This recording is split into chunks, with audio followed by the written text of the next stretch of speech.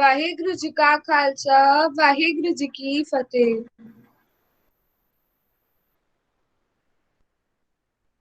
दंडोत बंदन अनेक बार, सरब कला समरथ। दोलन तेरा को प्रभु, नानक दे कर नानक दे कर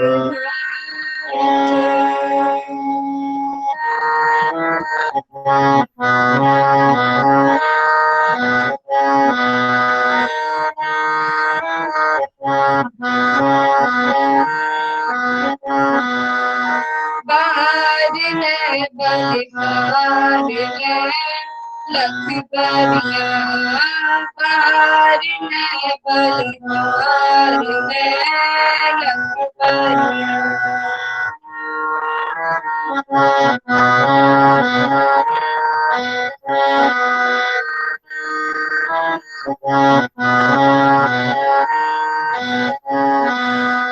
बारिने बलिहारिने लख बलिया, बारिने बलिहारिने लख बलिया।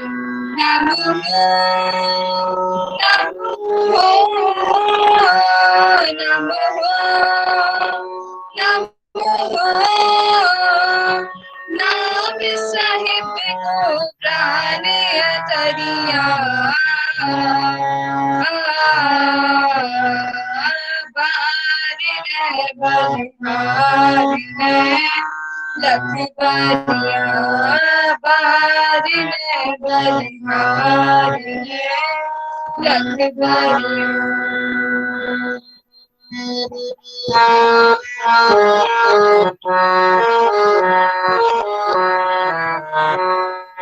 कर्ण करावन तू ही, तू संत की मीटे।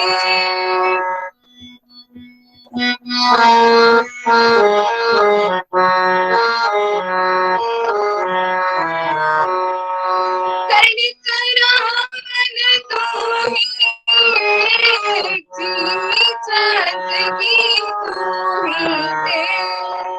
राजो बने प्रभु तू धनी, तू निर्गुण तू सरे मुनि।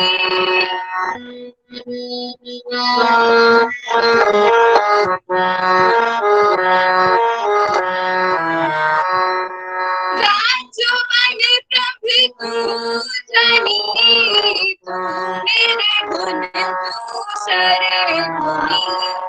नाम साहिब को प्राण तरिया। बारिने बलिहारिने लख बलिया, बारिने बलिहारिने लख बलिया। नमो नमो नमो नाम साहिब को प्राण तरिया। बारिने बलिहारिने लख बलिया, बारिने बलिहारिने लख बलिया।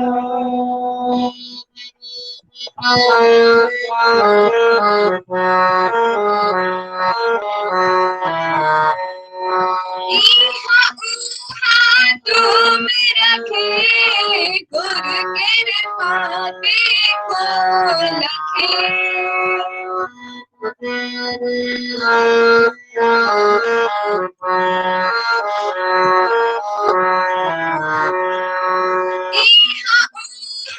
तुम रखे गुर कृपा के को लखे। अंदर जाने काम सजा, नानक तकिया तू ही तार। अंतर्यामी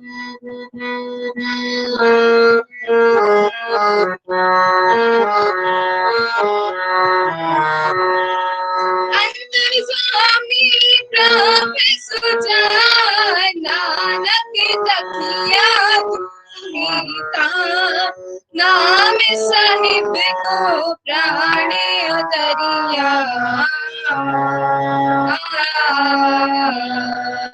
बारिन बलिहारी लख बरिया, बारिन बलिहारी लख बरिया। नमो नमो नमो नमो, नाम साहिब को प्राणे उतरिया।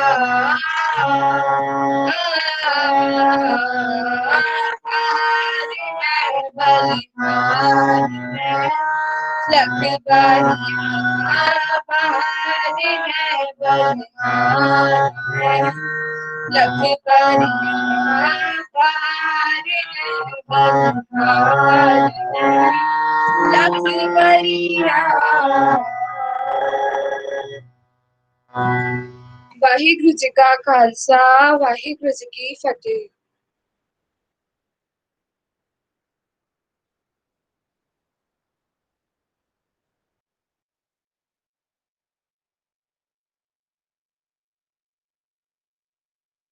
प्रभुजोत मैम टाटा माइक ऑफ है।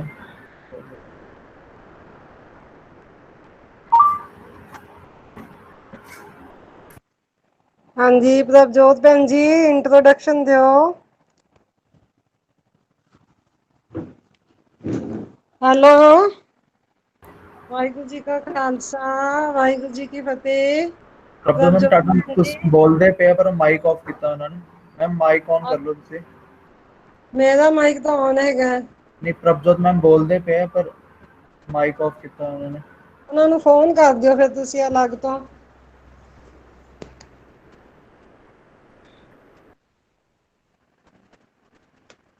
ਹਾਂਜੀ ਭੈਣ ਜੀ, ਪ੍ਰਭਜੋਤ ਭੈਣ ਜੀ ਤੁਹਾਡਾ ਮਾਈਕ ਆਫ ਹੈ।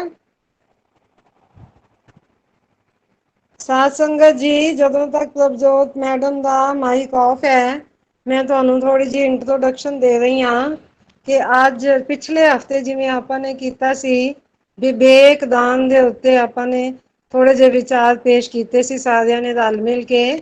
ਤੇ ਅੱਜ ਅਸੀਂ ਉਹਨਾਂ 7 ਦਾਨਾਂ ਦੇ ਵਿੱਚੋਂ ਜਿਹੜੇ ਅਸੀਂ ਹਰ ਰੋਜ਼ ਅਰਦਾਸ ਦੇ ਵਿੱਚ ਗੁਰੂ ਸਾਹਿਬ ਦੇ ਕੋਲੋਂ ਅਸੀਂ ਮੰਗਦੇ ਹਾਂ, ਉਹਨਾਂ ਦੇ ਵਿੱਚੋਂ ਜੋ ਅਗਲਾ ਅਸੀਂ ਟੌਪਿਕ ਲਿਆ ਹੈ ਉਹ ਹੈ ਭਰੋਸਾ ਦਾਨ ਦਾ। ਪਿਛਲੀ ਵਾਰੀ ਅਸੀਂ ਡਿਸਕਸ ਕੀਤਾ ਸੀ ਵਿਵੇਕ ਦਾਨ ਦੇ ਬਾਰੇ ਤੇ ਅੱਜ ਭਰੋਸਾ ਦਾਨ। ਵਿਵੇਕ ਦਾਨ 'ਚ ਹੈ ਕਿ ਵਿਵੇਕ ਬੁੱਧੀ ਹੈ, ਵਾਹਿਗੁਰੂ ਜੀਓ ਸਾਨੂੰ ਇਹੋ ਜਿਹੀ ਬੁੱਧੀ ਦਿਓ ਜਿਹਦੇ ਨਾਲ ਅਸੀਂ ਚੰਗੇ ਮੰਦੇ ਦੀ ਪਹਿਚਾਣ ਕਰ ਸਕੀਏ। ਤੇ ਅੱਜ ਅਸੀਂ ਇਹ ਅਰਦਾਸ ਕਰਨੀ ਹੈ, ਵੈਸੇ ਤਾਂ ਅਸੀਂ ਰੋਜ਼ ਹੀ ਕਰਦੇ ਹਾਂ ਪਰ ਹੁਣ ਇਸ ਕਲਾਸ ਦੇ ਵਿੱਚ ਅਸੀਂ ਸਪੈਸ਼ਲ ਅੱਜ ਇਹ ਅਰਦਾਸ ਕਰਨੀ ਹੈ ਕਿ ਹੇ ਵਾਹਿਗੁਰੂ ਜੀ, ਹੇ ਗੁਰੂ ਜੀ, ਸਾਨੂੰ ਤੁਸੀਂ ਭਰੋਸੇ ਦੀ ਦਾਤ ਬਖਸ਼ੋ। ਇਸ ਦੇ ਉੱਤੇ ਤੁਹਾਡੇ ਕੋਲ ਜੋ ਤੁਹਾਡੇ ਅੱਗੇ ਜੋ ਵਿਚਾਰ ਪੇਸ਼ ਕਰਨ ਲਈ ਅੱਜ ਜੋ ਸਾਡੀ ਸ਼ਖਸੀਅਤ ਹਾਜ਼ਰ ਹਨ ਉਹ ਹਨ ਕੁਲਵਿੰਦਰ ਕੌਰ ਜੀ ਜਲੰਧਰ ਤੋਂ। ਇਹਨਾਂ ਨੇ ਕੁਲਵਿੰਦਰ ਕੌਰ ਭੈਣ ਜੀ ਇਹ ਮਿਊਜ਼ਿਕ ਦੇ ਲੈਕਚਰਰ ਨੇ ਸਕੂਲ ਦੇ ਵਿੱਚ, MA ਮਿਊਜ਼ਿਕ ਹਨ ਅਤੇ ਇਹਨਾਂ ਨੇ ਇੱਕ ਬੱਚਿਆਂ ਦੀ ਅਕੈਡਮੀ ਵੀ ਬਣਾਈ ਹੋਈ ਹੈ ਜਿਸ ਦਾ ਨਾਮ ਹੈ ਸਰਗਮ ਅਕੈਡਮੀ, ਜਿਹਦੇ ਵਿੱਚ ਇਹ ਕੀਰਤਨ ਅਤੇ ਗੁਰਮਤਿ ਦੀ ਸਿਖਲਾਈ ਬੱਚਿਆਂ ਨੂੰ ਦਿੰਦੇ ਹਨ ਅਤੇ ਕਈ ਸੰਸਥਾਵਾਂ ਨਾਲ ਜੁੜੇ ਹੋਏ ਹਨ, ਜਿਸ ਤਰ੍ਹਾਂ ਕਿ ਗੁਰਮਤਿ ਪ੍ਰਚਾਰ ਸਭਾ ਜੋ ਭਾਈ ਵੀਰ ਸਿੰਘ ਜੀ ਦੇ ਨਾਲ ਨਾਮ ਦੇ ਨਾਲ ਜੁੜੀ ਹੋਈ ਹੈ, ਉਹਦੇ ਐਕਟਿਵ ਮੈਂਬਰ ਹਨ ਅਤੇ ਉੱਥੇ ਵੀ ਇਹ ਭਾਗ ਲੈਂਦੇ ਹਨ, ਕੰਪੀਟੀਸ਼ਨਸ ਕਰਵਾਉਂਦੇ ਹਨ, ਕਲਾਸਾਂ ਲੈਂਦੇ ਹਨ ਅਤੇ ਜਲੰਧਰ ਦੇ ਵਿੱਚ ਲੋਕਲ ਜੱਥੇ ਦੀਆਂ ਬੀਬੀਆਂ ਦੇ ਕੀਰਤਨ ਸਿਖਾਉਣ ਦੀ ਸੇਵਾ ਕਰਦੇ ਹਨ। ਅੱਜ ਸਾਨੂੰ ਬੜੀ ਖੁਸ਼ੀ ਹੈ ਕਿ ਸਾਡੇ ਵਿੱਚ ਹਾਜ਼ਰ ਹਨ ਅਤੇ ਸਾਨੂੰ ਅੱਜ ਇਹ ਆਪਣੇ ਵਿਚਾਰ ਭਰੋਸਾ ਦਾਨ ਦੇ ਉੱਤੇ ਰੱਖਣਗੇ। ਆਓ ਸਾਰੇ ਅਸੀਂ ਇਹਨਾਂ ਦੇ ਵਿਚਾਰ ਸੁਣੀਏ।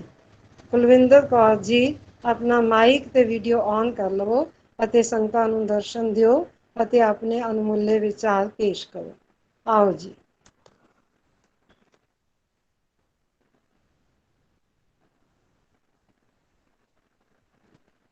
ਕੁਲਵਿੰਦਰ ਕੌਰ ਜੀ ਆਪਣਾ ਮਾਈਕ ਤੇ ਵੀਡੀਓ ਔਨ ਕਰਕੇ ਆਪਣਾ ਤੁਸੀਂ ਵਿਚਾਰ ਪੇਸ਼ ਕਰਨੇ ਸ਼ੁਰੂ ਕਰੋ ਜੀ।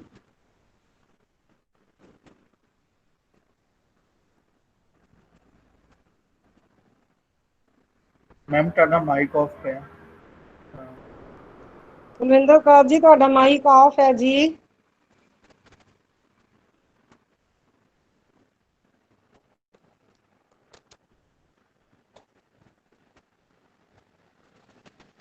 हाँ जी कुलविंदर कौर जी नहीं आ रहे, कोई प्रॉब्लम हो गई, आवाज भी नहीं आ रही। रबजोत भैन जी हैगे ने इत्थे?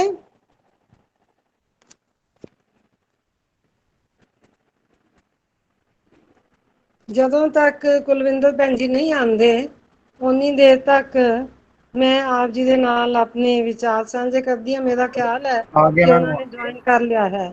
ਹਾਂਜੀ ਕੁਲਵਿੰਦਰ ਕੌਰ ਜੀ ਆਪਣਾ ਮਾਈਕ ਤੇ ਵੀਡੀਓ ਔਨ ਕਰੋ ਜੀ। ਵੀਡੀਓ ਔਨ ਹੈ ਤੁਹਾਡੀ, ਮਾਈਕ ਔਨ ਕਰ ਲਓ।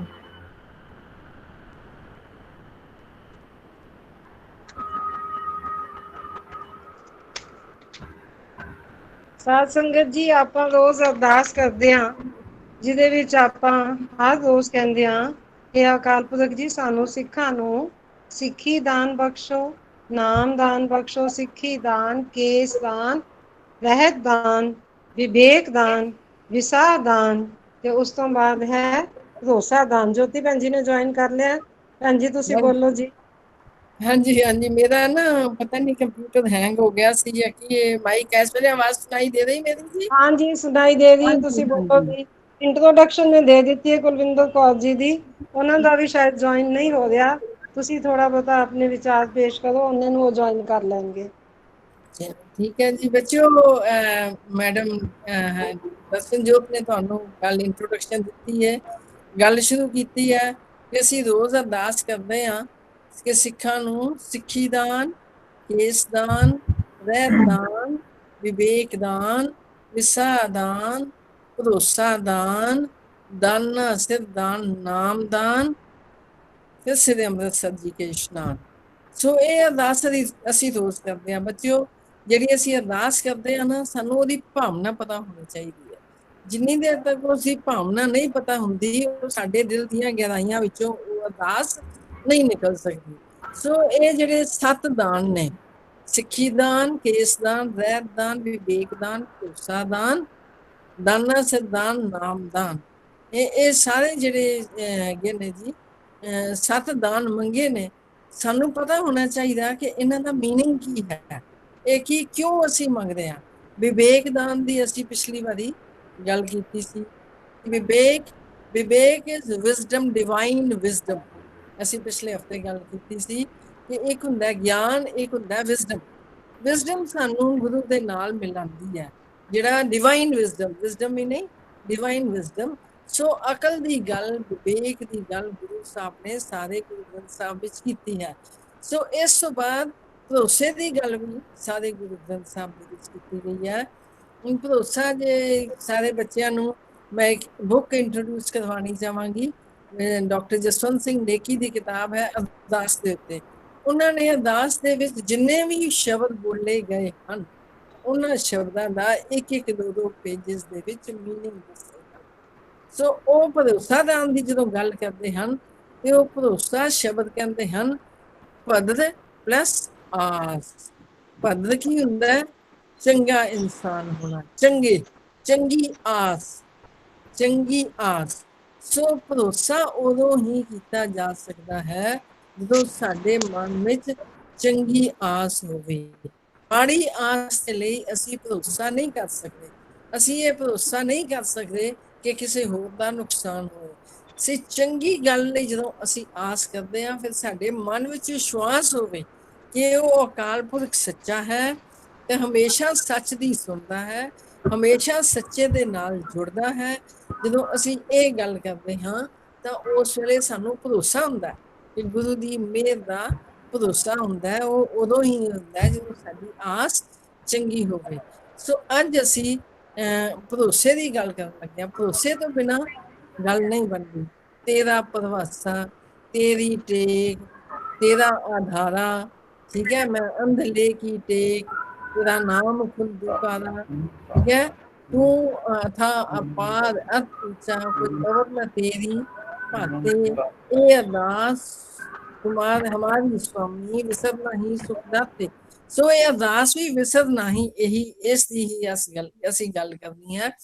ਸੋ ਇਹ ਭਰੋਸਾ ਅਰਦਾਸ ਨੂੰ ਵੀ ਫਲ ਤਾਂ ਹੀ ਲੱਗਦਾ ਹੈ ਜੇ ਭਰੋਸਾ ਹੋਵੇ। ਹੁਣ ਕਈ ਵਾਰੀ ਇਹ ਐਸੀ ਗੱਲ ਹੋ ਜਾਂਦੀ ਹੈ ਕਿ ਅਸੀਂ ਅਰਦਾਸ ਰੱਖਦੇ ਹਾਂ, ਕਰਦੇ ਹਾਂ, ਪਰ ਉਹ ਅਰਦਾਸ ਪੂਰੀ ਨਹੀਂ ਹੁੰਦੀ, ਸਾਡੇ ਮਨ ਵਿੱਚ ਸ਼ੱਕ ਆ ਜਾਂਦੇ ਹਨ ਕਿ ਇਹ ਭਰੋਸਾ ਹੈ ਜਿਹੜਾ ਸਾਡਾ, ਤਾਂ ਜੀ ਭਰੋਸਾ ਟੁੱਟ ਗਿਆ। ਸੋ ਭਰੋਸਾ ਟੁੱਟਣ ਦਾ ਮਤਲਬ ਇਹ ਹੈ ਕਿ ਸਾਡਾ ਪੂਰਾ ਭਰੋਸਾ ਨਹੀਂ ਸੀ। ਭਰੋਸੇ ਦਾ ਮਤਲਬ ਇਹ ਹੈ ਕਿ ਗੁਰੂ ਨੇ ਅਰਦਾਸ ਸੁਣਨੀ ਹੀ ਸੁਣਨੀ ਹੈ। ਦੇਖੋ ਜਿਵੇਂ ਅਸੀਂ ਅਰਦਾਸ ਦੇ ਵਿੱਚ ਇਹ ਸ਼ਬਦ ਆਏ ਸਨ 1947 ਤੋਂ ਬਾਅਦ ਆਏ ਸੀ, ਇਹ ਅਕਾਲ ਪੁਰਖ ਆਪਣੇ ਪੰਥ ਦੇ ਸਦਾ ਸਹਾਈ ਦਾ ਤਾਰ ਜੀਓ ਸ੍ਰੀ ਨਨਕਾਣਾ ਸਾਹਿਬ ਤੇ ਹੋਰ ਗੁਰਦੁਆਰਿਆਂ ਗੁਰਧਾਮਾਂ ਤੋਂ ਜਿਨ੍ਹਾਂ ਨੂੰ ਪੰਥ ਨੂੰ ਵਿਛੋੜਿਆ ਗਿਆ ਹੈ, ਖੁੱਲੇ ਦਰਸ਼ਨ ਦੀਦਾਰ ਅਤੇ ਸੇਵਾ ਸੰਭਾਲ ਦਾ ਨਾਮ ਬਖਸ਼ੋ। ਹਾਂਜੀ ਪਹੁੰਚ ਗਏ ਜੀ ਕੁਲਵਿੰਦਰ ਕੌਰ ਜੀ, ਕੁਲਵਿੰਦਰ ਕੌਰ ਜੀ ਪਹੁੰਚ ਗਏ, ਆਵਾਜ਼ ਆ ਰਹੀ ਹੈ ਬਾਬਾ? ਹਾਂਜੀ ਆਵਾਜ਼ ਆ ਰਹੀ ਹੈ? ਮੈਂ ਖਾਣਾ ਪੂਰਤੀ ਕਰ ਰਹੀ ਸੀ ਕਿ ਜਿੰਨੀ ਦੇਰ ਤੱਕ ਤੁਸੀਂ ਨਹੀਂ ਆਉਂਦੇ ਜੋ ਕੁਝ ਮੈਨੂੰ ਪਤਾ ਹੈ ਮੈਂ ਉਹਦੀ ਗੱਲ ਕਰਾਂ। ਸੋ ਹਾਂਜੀ ਬੱਚਿਓ, ਕੁਲਵਿੰਦਰ ਕੌਰ ਜੀ ਪਹੁੰਚ ਗਏ ਨੇ, ਉਹਨਾਂ ਨੇ ਜੁਆਇਨ ਕਰ ਲਿਆ। We welcome her. She is a person who is taking classes in music and Gurbani and Gurmat, ਆਪਣਾ ਇੰਸਟੀਚਿਊਟ ਵੀ ਖੋਲਿਆ ਹੋਇਆ। ਸੋ ਅੱਜ ਮੈਂ ਉਹਨਾਂ ਨੂੰ ਬੇਨਤੀ ਕਰਾਂਗੀ, ਵੈਸੇ ਦਰਸ਼ਨ ਜੋਤ ਦੀ ਕਾਫੀ ਇੰਟਰੋਡਕਸ਼ਨ ਦੇ ਚੁੱਕੇ ਨੇ, ਮੈਂ ਕਿਹਾ ਪਤਾ ਨਹੀਂ ਇਹਨਾਂ ਨੇ ਸੁਣੀ ਹੈ ਜਾਂ ਨਹੀਂ ਸੁਣੀ, ਬੱਚਿਆਂ ਨੂੰ ਵੀ ਪਤਾ ਹੋਣਾ ਚਾਹੀਦਾ। ਸੋ ਕੁਲਵਿੰਦਰ ਕੌਰ ਜੀ ਤੁਸੀਂ please you start and you take over. ਧੰਨਵਾਦ ਜੀ ਗੁੱਤੀ ਭੈਣ ਜੀ, ਬਹੁਤ ਬਹੁਤ ਮਿਹਰਬਾਨੀ ਜੀ। ਵਾਹਿਗੁਰੂ ਜੀ ਕਾ ਖਾਲਸਾ, ਵਾਹਿਗੁਰੂ ਜੀ ਕੀ ਫਤਿਹ। ਸੋ ਬੱਚਿਓ, ਮੈਨੂੰ ਅੱਜ ਡਿਊਟੀ ਮਿਲੀ ਹੈ ਭਰੋਸਾ ਦਾਨ ਦੇ ਉੱਤੇ ਬੋਲਣ ਵਾਸਤੇ। ਮੈਂ ਆਪਣੇ ਕੁਝ ਵਿਚਾਰ ਪੇਸ਼ ਕਰਾਂਗੀ। ਬੱਚਿਓ, ਸਭ ਤੋਂ ਪਹਿਲਾਂ ਤਾਂ ਅਸੀਂ ਇਹ ਸੋਚਦੇ ਹਾਂ ਕਿ ਭਰੋਸਾ ਕੀ ਹੁੰਦਾ ਹੈ। ਭਰੋਸਾ ਦਾ ਅਗਰ ਅਸੀਂ ਸ਼ਬਦੀ ਅਰਥ ਲਈਏ ਤਾਂ ਭਰੋਸਾ ਦਾ ਅਰਥ ਹੁੰਦਾ ਹੈ ਵਿਸ਼ਵਾਸ, ਕੌਨਫੀਡੈਂਸ, ਠੀਕ ਹੈ ਨਾ। ਕੌਨਫੀਡੈਂਸ ਕੀ ਹੁੰਦਾ ਹੈ, ਵਿਸ਼ਵਾਸ ਕੀ ਹੁੰਦਾ ਹੈ। ਜਦੋਂ ਅਸੀਂ, ਮੈਂ ਤੁਹਾਨੂੰ ਇੱਕ ਛੋਟੀ ਜਿਹੀ ਐਗਜ਼ਾਮਪਲ ਦਿੰਦੀ ਹਾਂ ਕਿ ਜਦੋਂ ਬੱਚਾ ਪੈਦਾ ਹੁੰਦਾ ਹੈ, ਬੱਚੇ ਨੂੰ ਨਹੀਂ ਪਤਾ ਉਹ ਕਿੱਥੇ ਹੈ, ਉਹ ਕੌਣ ਹੈ, ਕਿੱਥੋਂ ਆਇਆ ਹੈ, ਪਰ ਜਦੋਂ ਉਹ ਬੱਚਾ ਆਪਣੀ ਮਾਂ ਦੀ ਗੋਦੀ ਵਿੱਚ ਖੇਡਦਾ ਹੈ, ਬੱਚੇ ਨੂੰ ਆਪਣੀ ਮਾਂ ਤੇ ਕੀ ਹੁੰਦਾ ਹੈ, ਹਾਂਜੀ, ਭਰੋਸਾ, ਠੀਕ ਹੈ ਨਾ। ਬੱਚੇ ਨੂੰ ਭਰੋਸਾ ਹੁੰਦਾ ਹੈ ਆਪਣੇ ਮਾਪਿਓ ਦੇ ਉੱਤੇ। ਜਦੋਂ ਹੌਲੀ ਹੌਲੀ ਬੱਚਾ ਵੱਡਾ ਹੁੰਦਾ ਹੈ ਤਾਂ ਬੱਚੇ ਨੂੰ ਆਪਣੇ ਮਾਪਿਓ ਦੇ ਉੱਤੇ ਭਰੋਸਾ ਵੱਧਦਾ ਰਹਿੰਦਾ ਹੈ।